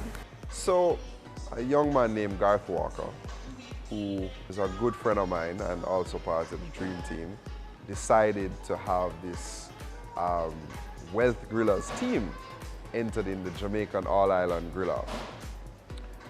Being a foodie myself, you know, I was always, you know, passionate about food and cooking and grilling and whatever. Ribby Chung, who is the person who started Asylum and Cactus and Quad and those places, he was known at times to go behind the grill and, you know, grill up some stuff himself. And of course, Don Creary, who is a self-proclaimed master chef, right?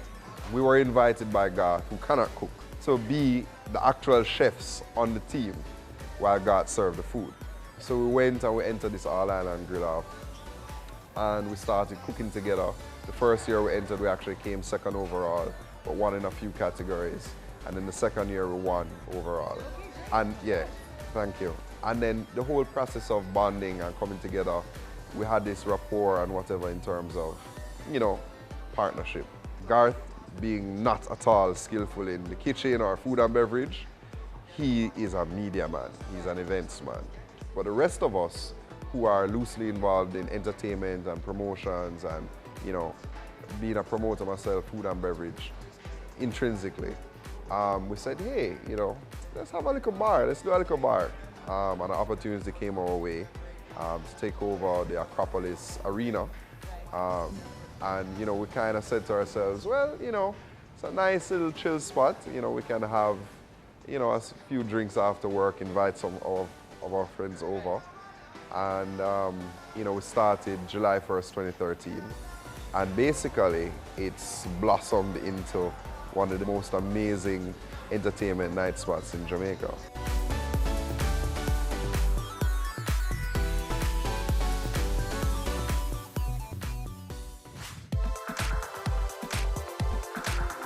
And do you have any other professional pursuits right now?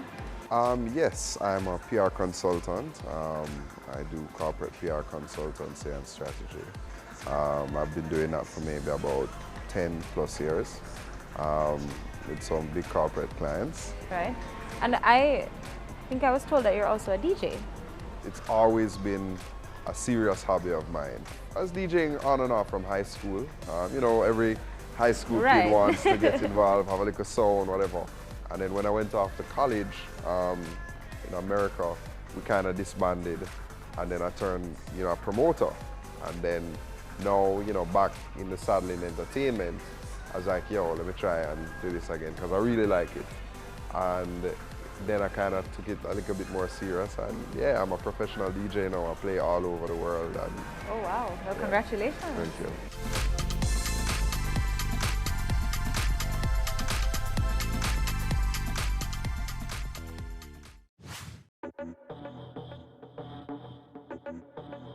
And as it relates to those fields, what have your accomplishments been so far? I know you said you DJ all over the world.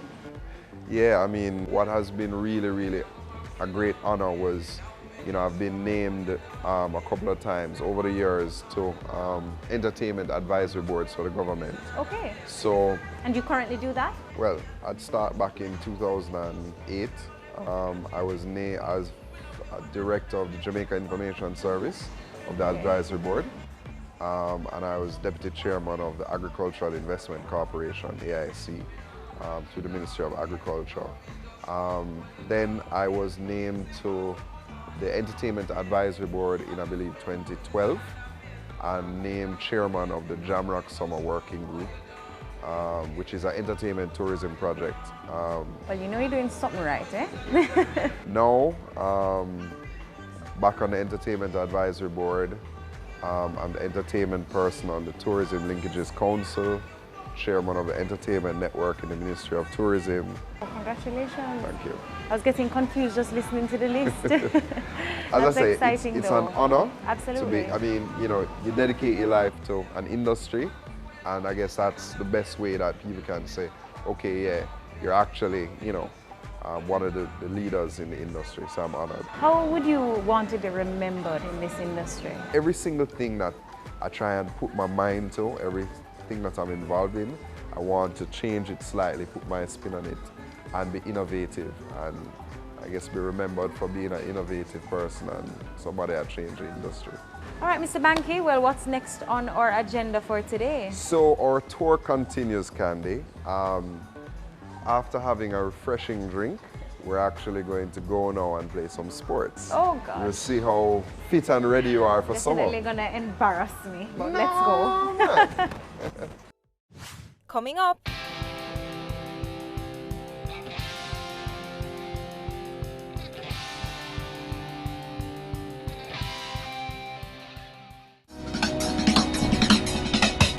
Cameo brings the creative industries to life.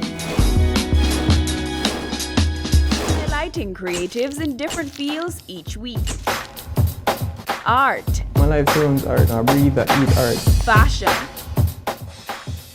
Food. Without a customer, we're nothing but four walls. Music. Film. Cameo, only on Business Access TV. Business current affairs you can relate to. Frank, credible discussion. On point, dissecting the issues. Offering solutions to Jamaica's challenges. On Point, Thursdays at 8 p.m. on Business Access TV.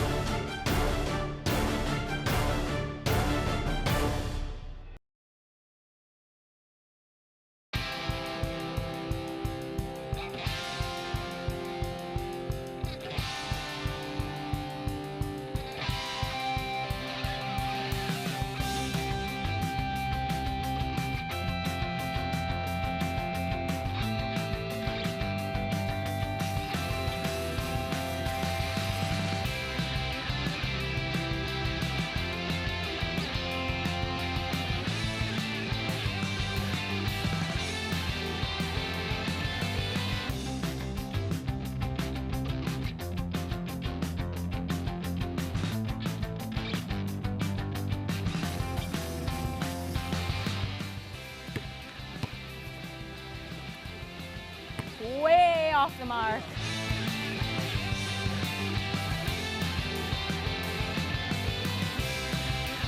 Are you warm now?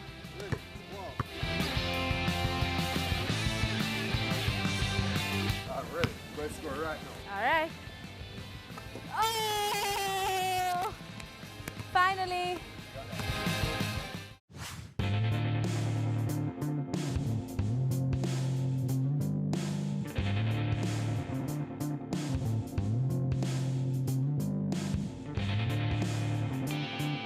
Well, so far so good with this resort. I'm very excited though about this food that's about to come. Listen. Very excited. All right, I'm gonna tell you a little secret.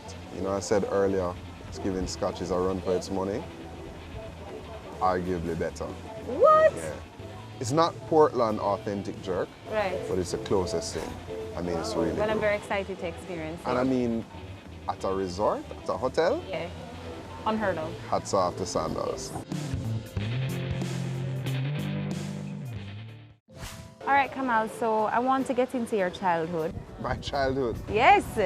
So let's talk about how you were raised, where you were raised, where you grew up. Do you have any siblings? Before I was 10, I lived in Cayman Islands, Bahamas, United States, and Jamaica. Came to Jamaica when I was 6. And first school I went to, actually, most people don't know this, was Monique All Age in St. Anne. That was the first school I went to. Then I moved to Peter and Paul, undoubtedly the best prep school in the universe. After Mono. Okay, sure. We're not going to argue on camera, but we know the truth. I think you know the Fair truth in your heart, so let's proceed. Fair enough. And then I went to Campion for high school.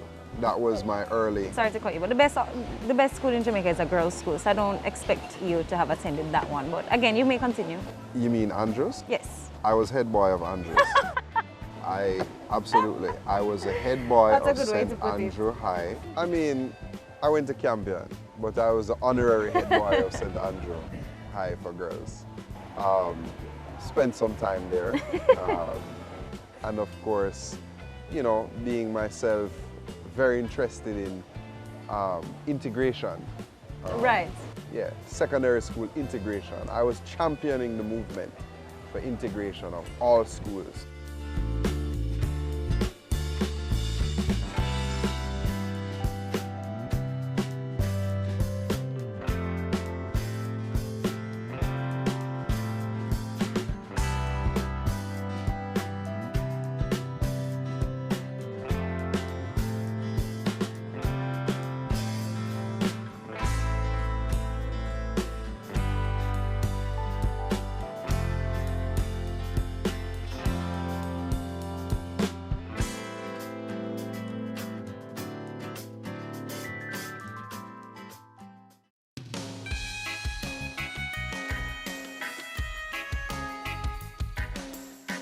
Do you have any siblings?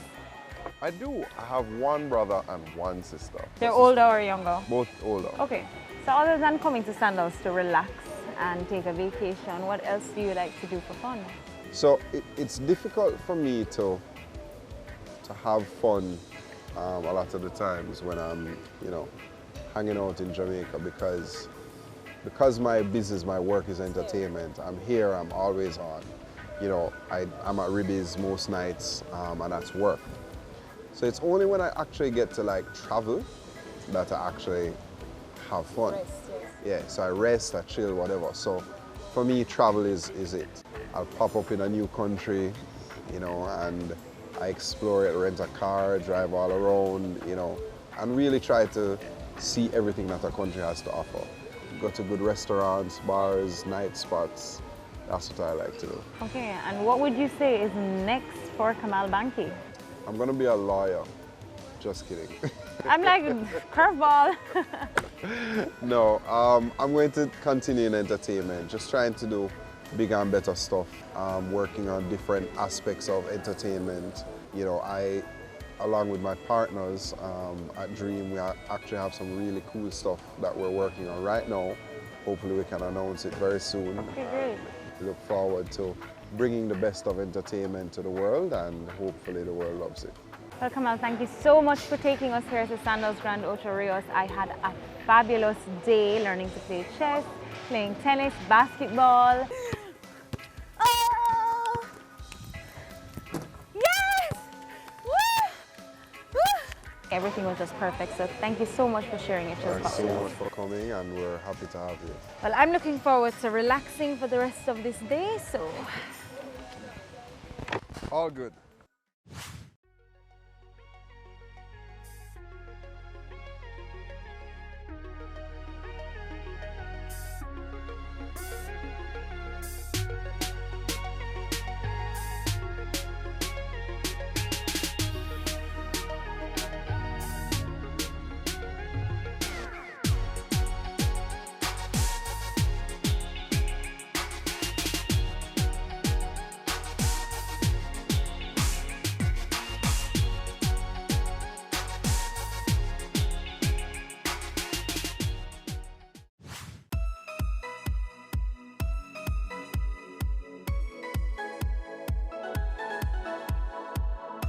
And that's it for this episode of Chill Spot, where we hung out with entertainment entrepreneur and so much more, Kamal Banki, right here at Sandals Ochi Beach Resort.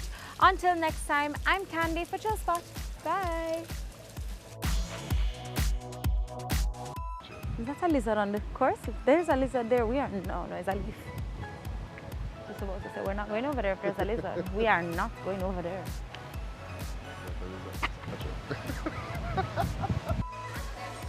Hey everybody, my name is Kamal Banke and I am an The whole purpose of putting him here was to kill you. Because you don't understand how to play. Yeah, but I didn't know he could only move in an L. I thought you were just saying like one of the main features of him is he can move in an L.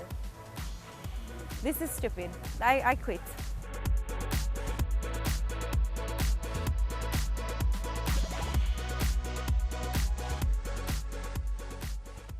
What was that? They want to know advice on being a great host. And that's really easy. Like, be named Candy King. Here, Flip.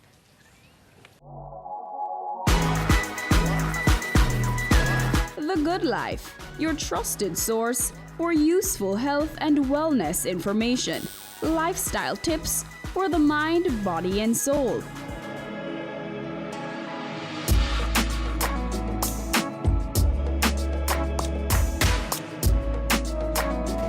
Tune in Tuesdays at 8:30 p.m. on Business Access TV.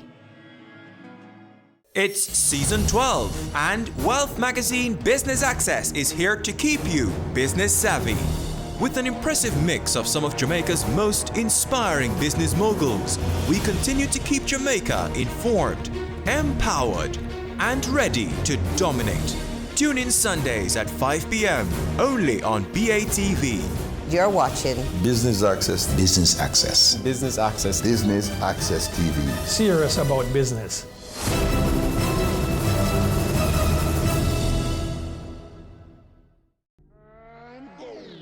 Career Moves has always explored interesting careers, highlighting all you may not have known about them. This season is no different. Coming back to Jamaica, everyone's like, fizzy what? Fizzy who? When you find a bright boy or girl in the class and people say, what are you going to be? The parents will say, you have to go be a doctor, you have to go be a lawyer. Nobody says you have to go be a politician. Let me see your hands! Tune in Tuesdays at 8 p.m. on Business Access TV.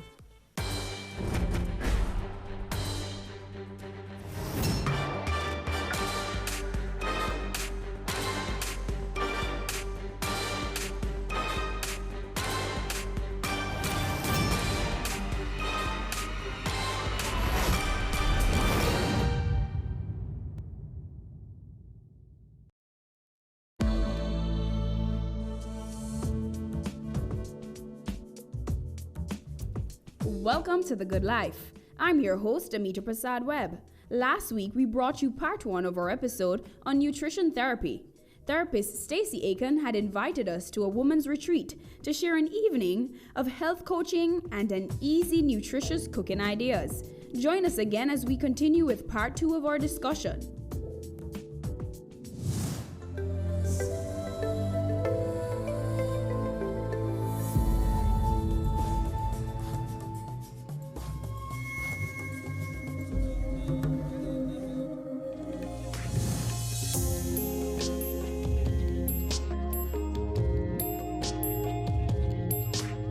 So I know a lot of us have issues with our sugar intake.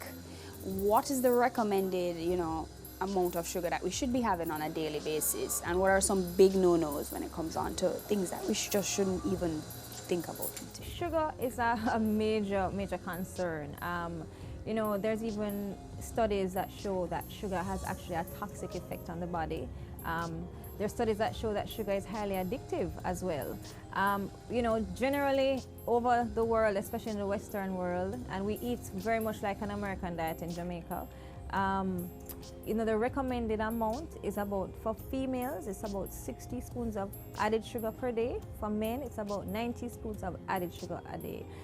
So what is added sugar? When I say added sugar, I'm not talking about sugar that's naturally occurring in vegetables and fruits and natural foods. I'm talking about things that whether you at home or whether manufacturers add to food. So for instance, things that sugar is hiding everywhere. Our shelves, our supermarket shelves are inundated with high sugar, high fructose corn syrup. They're hiding in pasta sauces. Sugar is hiding on cereal. In rice and peas. Well, it's rice and peas if you're actually adding the brown sugar to the rice and peas, okay? So yeah, sugar is a major concern, and most of it, we just drink it. Because a lot of us, we're thirsty, but we go for our sodas, we go for our juice. In the morning we pour our orange juice and we pour a nice 8-ounce glass of orange juice, and that's very concentrated sugars. And so really what we're doing is actually, if you were to actually, well, let me ask you, how much oranges do you think it would take to make a 6-ounce glass of orange juice? How many oranges? And it's a juicy orange? Yes. 3. Okay, now would you actually sit down at one setting and eat 3 oranges? No.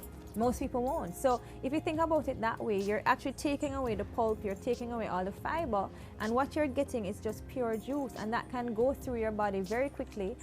Your body absorbs the sugars in the juice very, very quickly, and it shoots up your blood sugar. So can you imagine every time you're thirsty, you're giving yourself a shot of sugar constantly throughout the day, your blood sugar is going to continually go up, and it will. So what has happened, especially in Jamaica, is that you find a lot of people, as I mentioned before, women with diabetes, their insulin response becomes insensitive.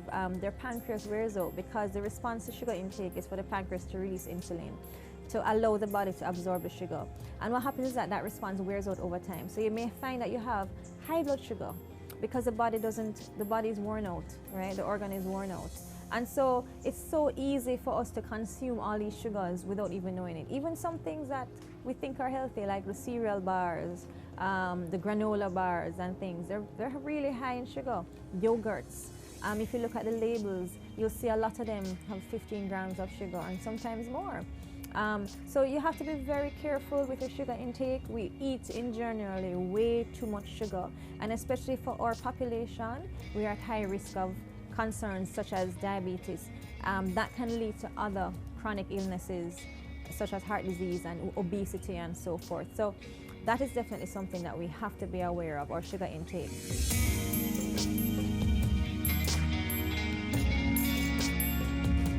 I know you had mentioned during your presentation that as Jamaicans we eat a lot of salt.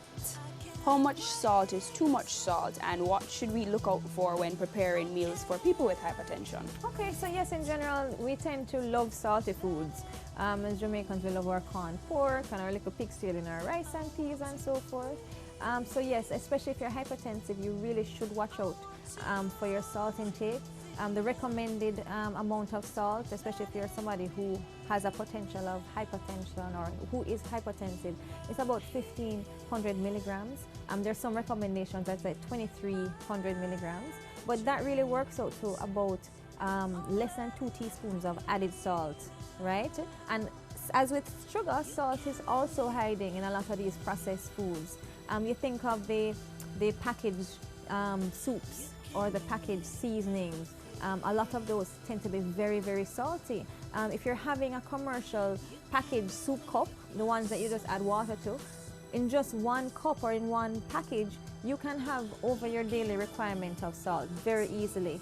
So yes, in our society, we tend to have a taste for salt, and we also tend to have a craving for salt. Things are never, salty enough.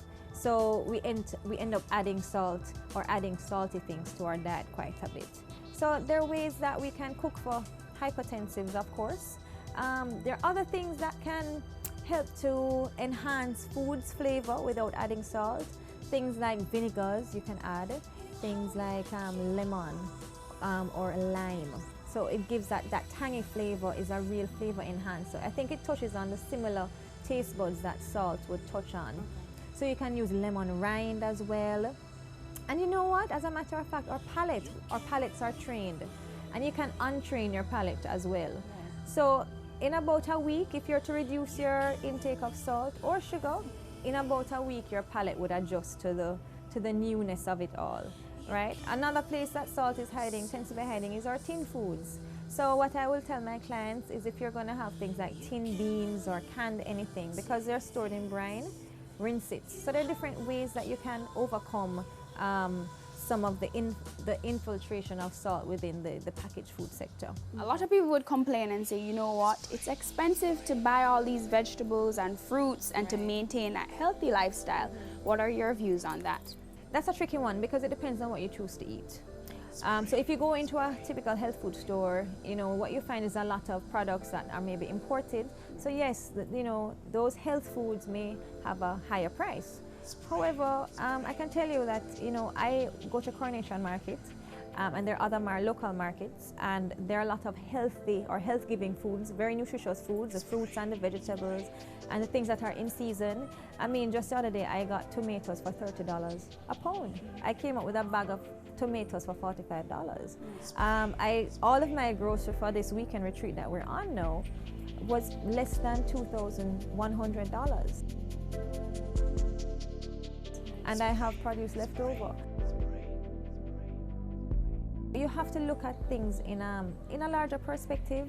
There's also the benefit that these foods have, and it's also, well, if you decide that you're not going to, maybe in some cases spend a little bit more to go to the market, also in transportation costs, or to spend a little bit more on some of those key items that are at the market, you may be finding yourself at the doctor more often and spending the money there instead. So it's a tricky one. It can be very expensive. However, it depends on what you choose. You can choose things that are in season, you can choose local foods. You don't have to choose necessarily things like kale.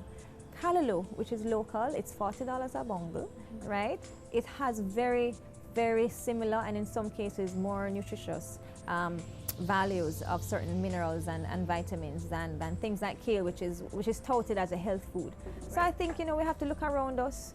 Because sometimes we think we don't have access to food, but sometimes they're growing right in our backyards. I can mention things like purslane, or as some country people call parsley. It's a weed that I've grown to love. I found it in my yard. My gardener was weeding it out as an annoying weed. But come to find out that this thing that we're weeding out has the highest source of omega-3 fatty acid in any green plant. And this thing is just growing wild. So, when you look at health food, you have to really ask yourself, what are you putting in that category? Because sometimes we confine that category into things that are bought in only certain locations. And we have to really look locally. I just did demonstrations with using cassava flour, using breadfruit flour. There's a breadfruit tree growing right there. This is things that we can pick. Akis are nutritious. A lot of these things we have in our communities, we have it in our yards, our friends have it. So we don't necessarily sometimes have to go out and buy these things. If we look around us, we can also find it.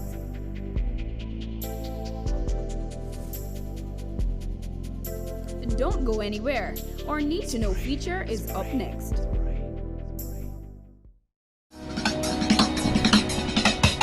Cameo brings the creative industries to life, highlighting creatives in different fields each week. Art. My life turns art. I breathe, I eat art. Fashion. Food. Without a customer, we're nothing but four walls. Music. Film. Cameo, only on Business Access TV.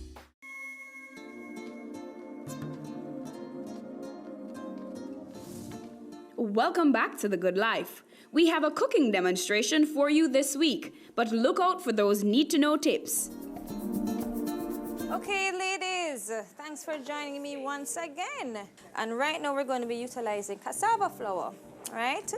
And we're going to be doing some tortillas or some flatbreads. Could be called crepes. There are many names for it, pancakes. But what's versatile about it is that we can utilize it as a wrap alternative. So for people who are gluten sensitive, right, this is something you could do. You could also use breadfruit flour as well. All right, but right now I'm doing cassava flour. I find the breadfruit flour a little bit mealy, but you can find a nice fine one, and that should be fine. All right, so first I'm going to be utilizing a non-egg recipe. The recipe normally calls for egg, but I'm going to just experiment to see, because I have some vegan friends in the audience. So I'm going to see if I remove the egg, if it will still work. So let's just try this out.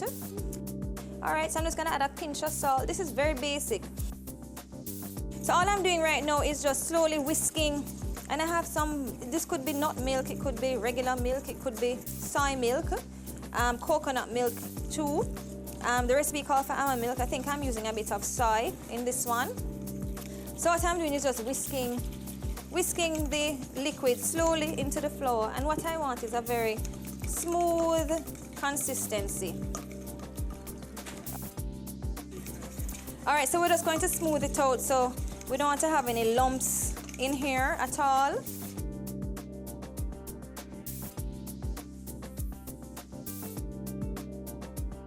It's nice and smooth, I think. The lumps are gone. So I'm just going to use a ladle. I'm not going to fill it up too much because I don't want a huge crepe. So this is almost like doing a pancake. I want it nice and thin, right? So I'm just going to pour it in the pan and use the back of my ladle just to thin it. Just to thin it out a little bit. So I'm trying this one and we can actually compare it with the one with the egg to see if the texture is any different. Okay, so if you notice, I'm just going to use a nice spatula and let's see if I can flip it. So the color is kind of golden, all right. It is easy. That's because it is easy. I don't have any fancy handwork. Okay. All right, so cassava. Cassava has many benefits other than it being gluten-free. It has a high value of carbohydrate. It's high in fiber, right? Some people tend to avoid it if they're on a diet, but really and truly, 100 grams gives you about 300 and something calories, but 100 grams is like 3.5 ounces. I don't even think there was, I mean, in one pancake, I don't even think there was 1 ounce in here. All right, so yeah, so because it's a very thin batter, so you could have maybe two. You could have maybe 2 really thin pancakes and still be filled without it being a very high caloric. And remember, because the fiber is in there as well, right? The fiber helps to slowly release the carbohydrates. So for people with diabetes or other concerns, the slow release of the sugars in any whole food with a lot of fiber is important to control the blood sugar levels. So we're just going to reserve it here. And let's just finish the batter.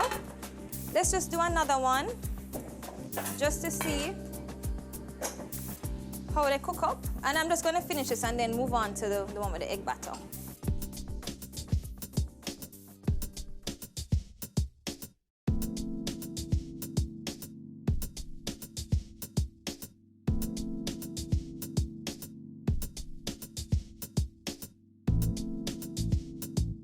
I'm going to be utilizing eggs for this one. So I always break my eggs first in a container because I've had a situation where I'm doing a large batch of something and I'm breaking the eggs together and one spoiled egg spoils the entire batch.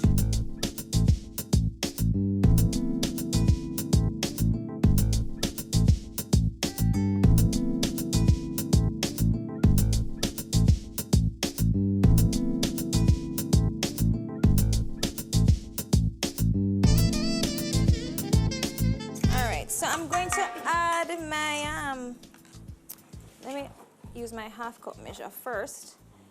I'm going to add my cassava flour slowly. And you know why I'm adding slowly? Because I want to reduce the amount of lumps in my mixture.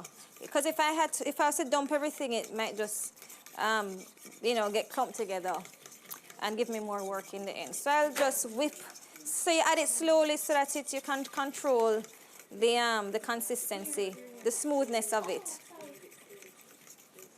So this one actually has coconut milk. The first one I did had some soya milk. And as I said, it could be almond milk as well.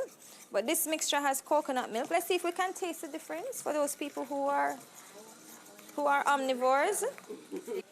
All right, so as I said, I'm not filling the ladle right up because I kind of want them to be roughly around the same size. Okay.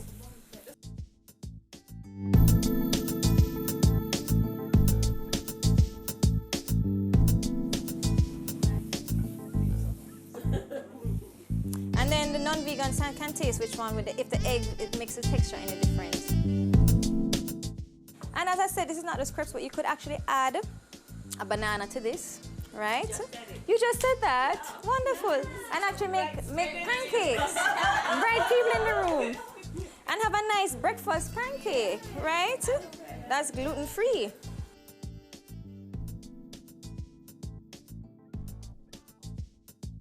Real food is the key.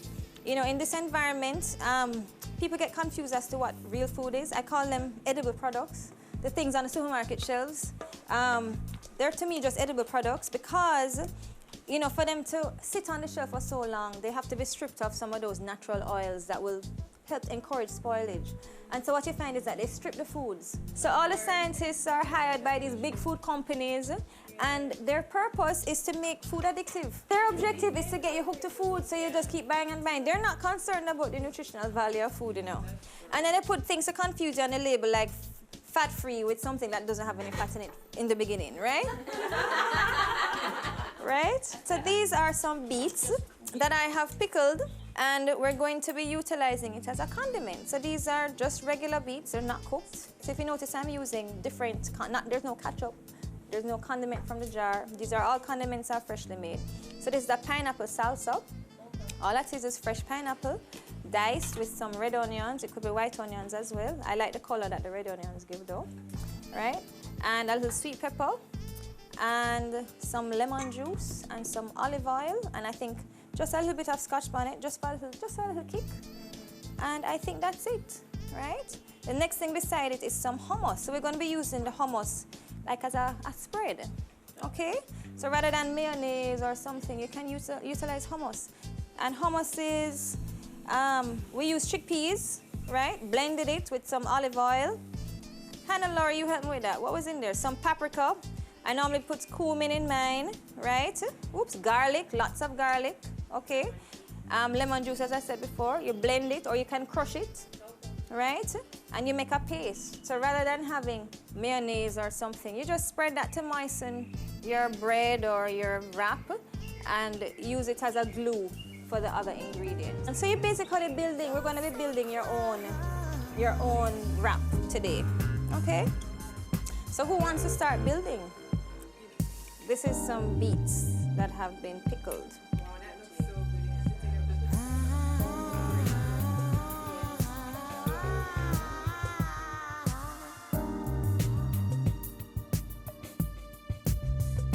It's a quiet.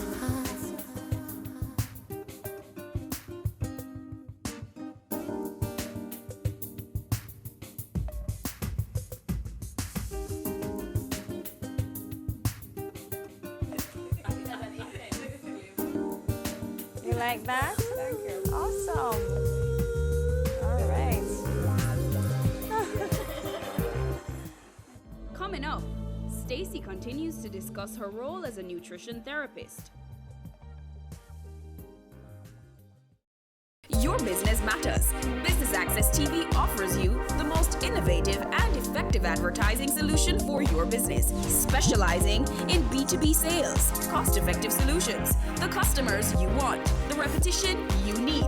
No matter the size and nature of your company, your business matters. Call us at 876-291-6233 or 876-376-4225. Email sales@batvja.com.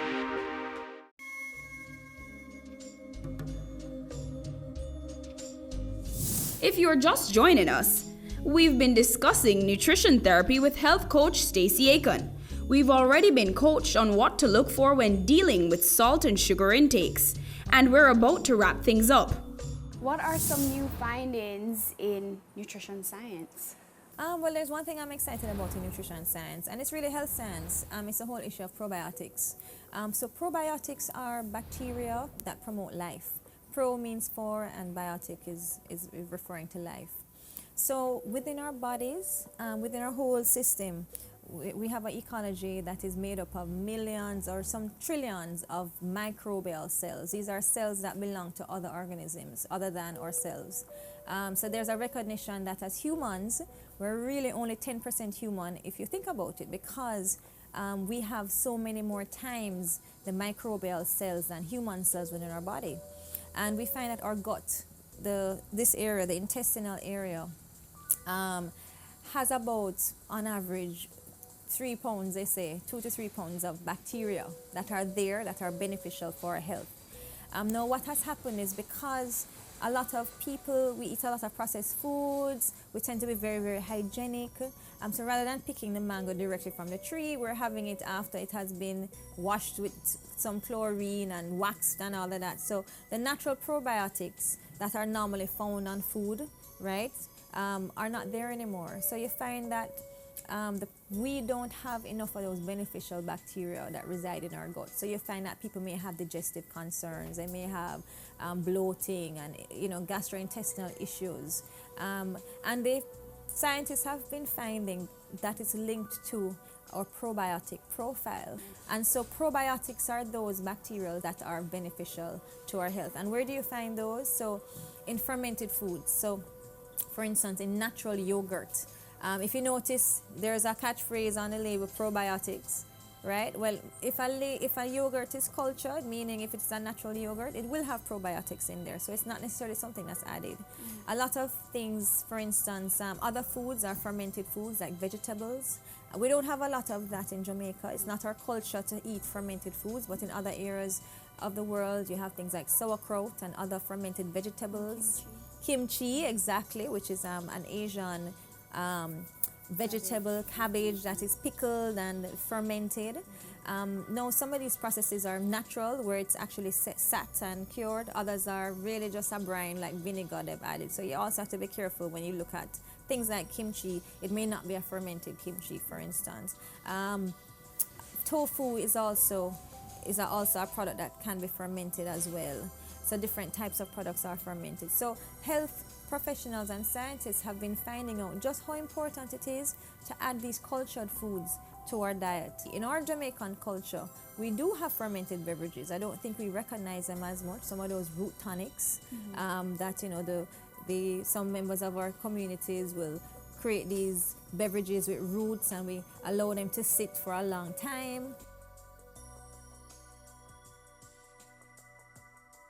I think science is recognizing just how important these things are to our health. There's a recognition that health begins in the gut. So if you have a healthy gut, meaning if you have a healthy profile of microorganisms, such as probiotics, your health will actually be improved.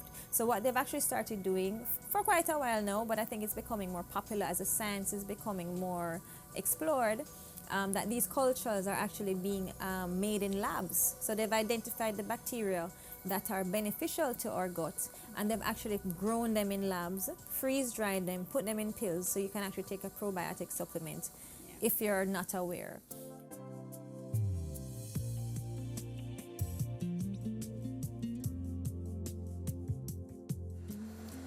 So Stacey, we've had a wonderful day here today. Yes, we certainly have. What are some tips that you can recommend for people who do want to, live a healthier lifestyle, foods? Well, the first tip is to drink more water. I find that we just don't drink enough water, and if we drink water, it will reduce the amount of sugary beverages that we intake throughout the day. Water is very cleansing. This is something that I do every morning. I start my morning with a glass of lemon water. It's very cleansing for the body. It activates the liver, it activates the digestive system, and it's just really, really beneficial. So water, I can't stress that enough. Drink water. People tend not to drink enough water. They're dehydrated and they tend to go for the sugary beverage rather than drinking water, which is what the body is calling for. Another thing I would tell people, another tip would be when looking at labels, because not everybody is going to be eating whole foods all the time. So if you're shopping and you plan to eat something that's, is in a package, read the label. The labels are there for a reason. And I find that if the ingredients on the label, if they're hard to pronounce, or if it's a name that is so long that you can't recognize, you might want to think twice, because those things are generally chemicals and additives that may have a negative impact on our bodies. So, and if the list is this thick on something that should only contain sugar and eggs and maybe some sugar, then I would have to think twice about it. So labels, reading labels, nutritional labels, information is right there. Another thing with labels is that sometimes people tend to have the whole bag of whatever they're eating. Even though the label may say 2.5 servings, you tend to have a bag of something and you think that that's one serving. So when you read the label, you may even misread the label. So if you're very sensitive about putting on weight, and for those people who may be watching their caloric intake, so if you see something that is 200 calories and neglect to realize that the label says 2.5 serving in this bag and eat the entire bag, then you would be misled into thinking that you've probably had your calorie requirement, but you haven't because you didn't read the label properly.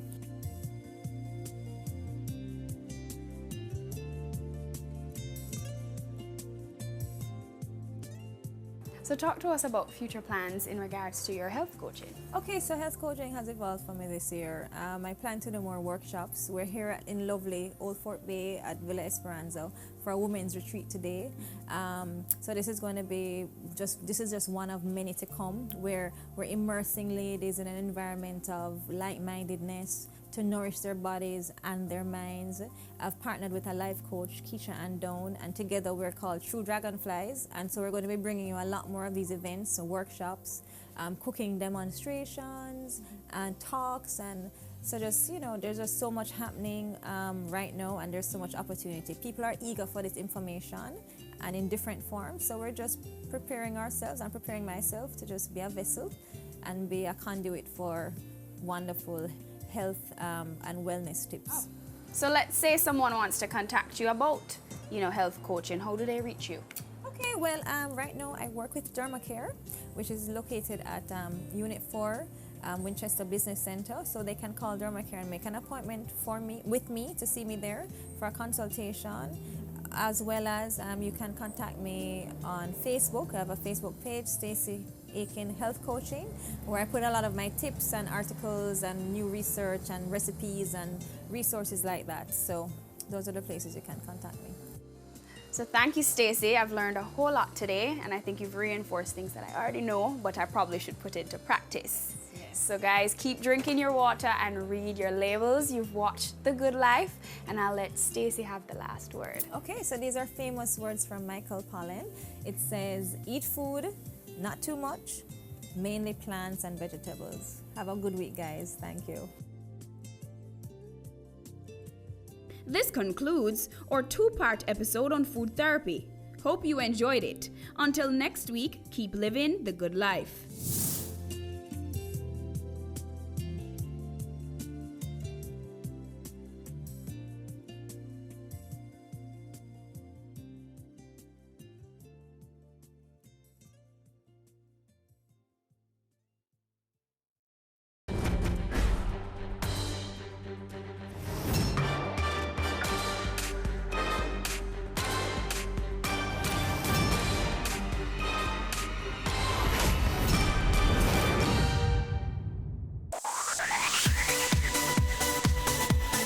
You're watching Business Access TV. Business Access. Business Access. Business Access. Business Access. You are watching Business Access TV. Business Access TV. Serious about business. Serious about business.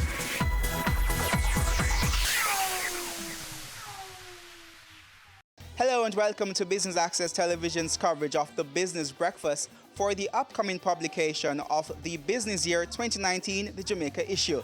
I'm Keneal Gale. We are here at the Hard Rock Cafe in Montego Bay, where business leaders and the movers and shakers from the second city are gathered. So let's go inside, mingle a bit, and then hit the stage.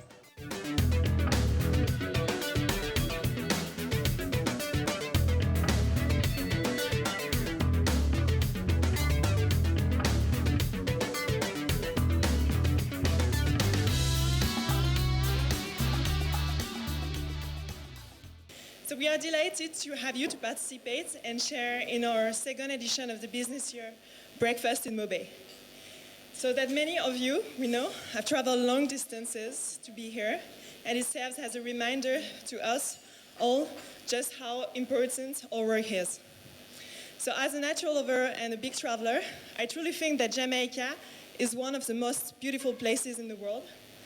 And what I can say is that I am proud to live, experience, and work in Jamaica, and I promised to myself that I would portray Jamaica as best as it deserves, and foremost to showcase to the world what is the special island has to offer.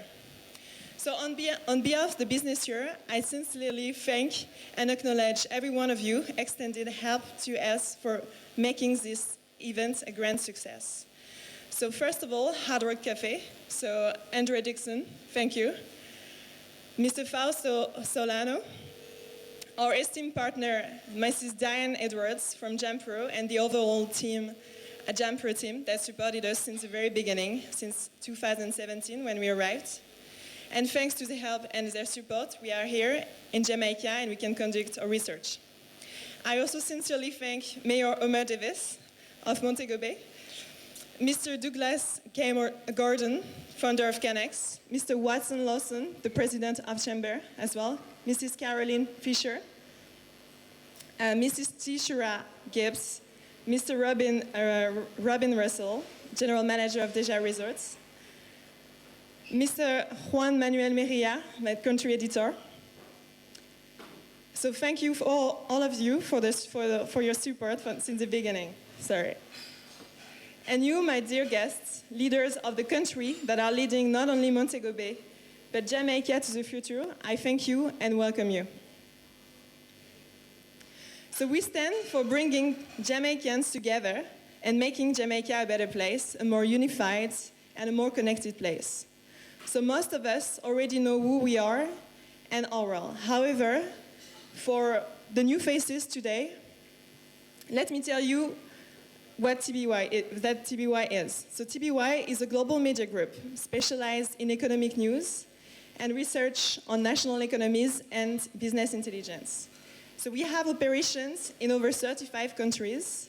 Our head office is based in London. We have regional offices in Istanbul, in Dubai, Abu Dhabi, and Mexico City. And we have a strong presence already in Latin America. So the way we carry out our research is that we meet face-to-face with the community of leaders, and we stay for an average of 6-8 months in the country to meet with the most strategic leaders and most prominent figures of the country from the main and most important companies, as well as the governmental officials from the public sector.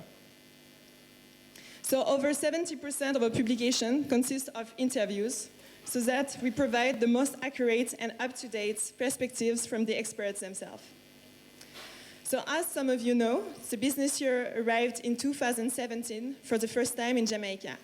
And we have been invited by the Jamaican Promotion Corporation to compile a comprehensive research on the economy of Jamaica, combining our international expertise with their local experience. So following the success of the first edition of the Business Year Jamaica, we just renewed the MOU with JAMPRO to continue our research and compile the second editions on Jamaican's economy. So our final goal is to create an annual publication about the economy of the country. Thus, our unique platform represents a who's who of the decision makers of the country. And the publication recirculates locally in the region, but also abroad. On the businessyear.com as well, and since 2018, we have a partnership with Thomson Reuters Icon, Bloomberg Terminal, and Dungeons Factiva. So today, we are all together because we need your full cooperation and support to truly reach the stage where we can have prosperity for all. So we know that Jamaicans, people want to tell stories that are wrapped in their own textures, language, and humanity.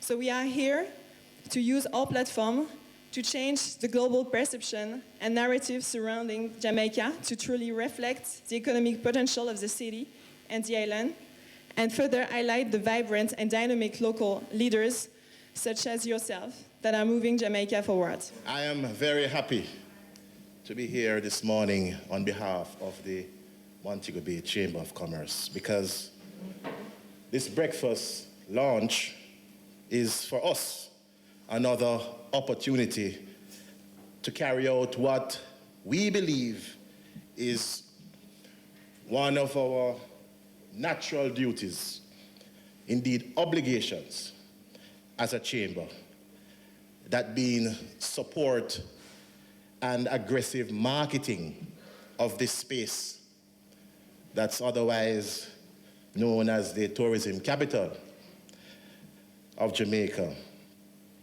We recognize this is another grand opportunity, not just because what you will learn or have learned about the reach and the capabilities of the TBY, but this is a place where we have been before. That is to say, Only last year, the Chamber connected with TBY, and the results commencing with the showcasing at the Jamaica Investment Forum last year spoke volumes. In fact, yes, as Aska said, they officially launched their first publication, the TBY Jamaica, at the forum in partnership with JAMPRO. So let me also recognize the TBY for one, the interest it has taken in Jamaica and the excellent way in which it had delivered on marketing this space and all the great products and services available. You know, I will admit, ladies and gentlemen, that I'm also very happy for the opportunity this morning for selfish reasons. Yes, selfish reasons.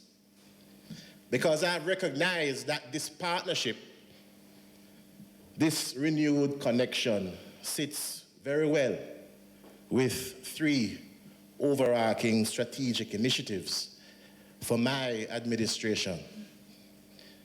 Indeed, the 10-point strategic plan for which this administration was mandated to execute on are all within the areas, namely member centricity, modernization, and advocacy. Member centricity, here we want to zero in directly on our membership, on how we can facilitate direct benefits. We had and we still have in mind the sweet deal access, which we are now referring to as the member-to-member discount program.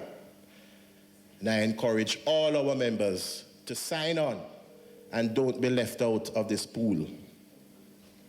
We are seeing to the delivery of worthwhile, cost-effective training programs to benefit the members and their staff. This, we know, will have direct benefits in sharpening a critical asset for most, if not all, businesses. And I'm referring to human resources. And I want to recognize Dollar Financial for the sponsorship of our first training program. We expect to arrange a second one in November with a focus on digital marketing.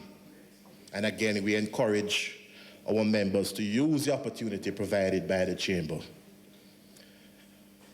Member centricity is also about improving networking opportunities and improved flow and regularity of communications amongst our members. That's also being done through our monthly meetings, which we have also now added a new twist of getting these away from the Chamber office facilities, but to different venues across this wonderful city. Hello, Pier 1. The TBY Jamaica connection gels with this mandate of member centricity, as what is top of mind for us is our membership being able to reap the benefits. Those who decide to utilize the services of TBY, they should reap the benefits from the tremendous reach and capabilities for which TBY Jamaica offers.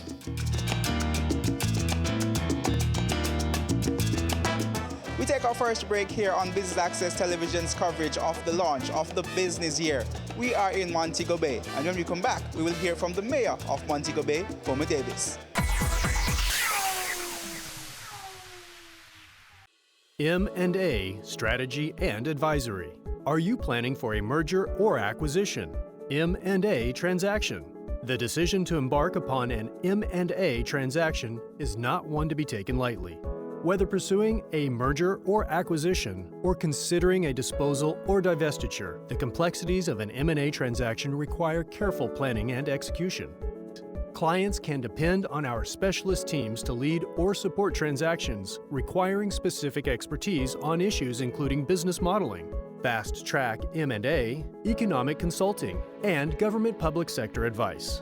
With deep experience, knowledge, and tools, Dodge & Global can meet stakeholder targets and expectations. Dodge & Global consulting teams can help you make smarter, more effective decisions. Let's have a conversation. Contact us at email info@dodgen.global. Website https://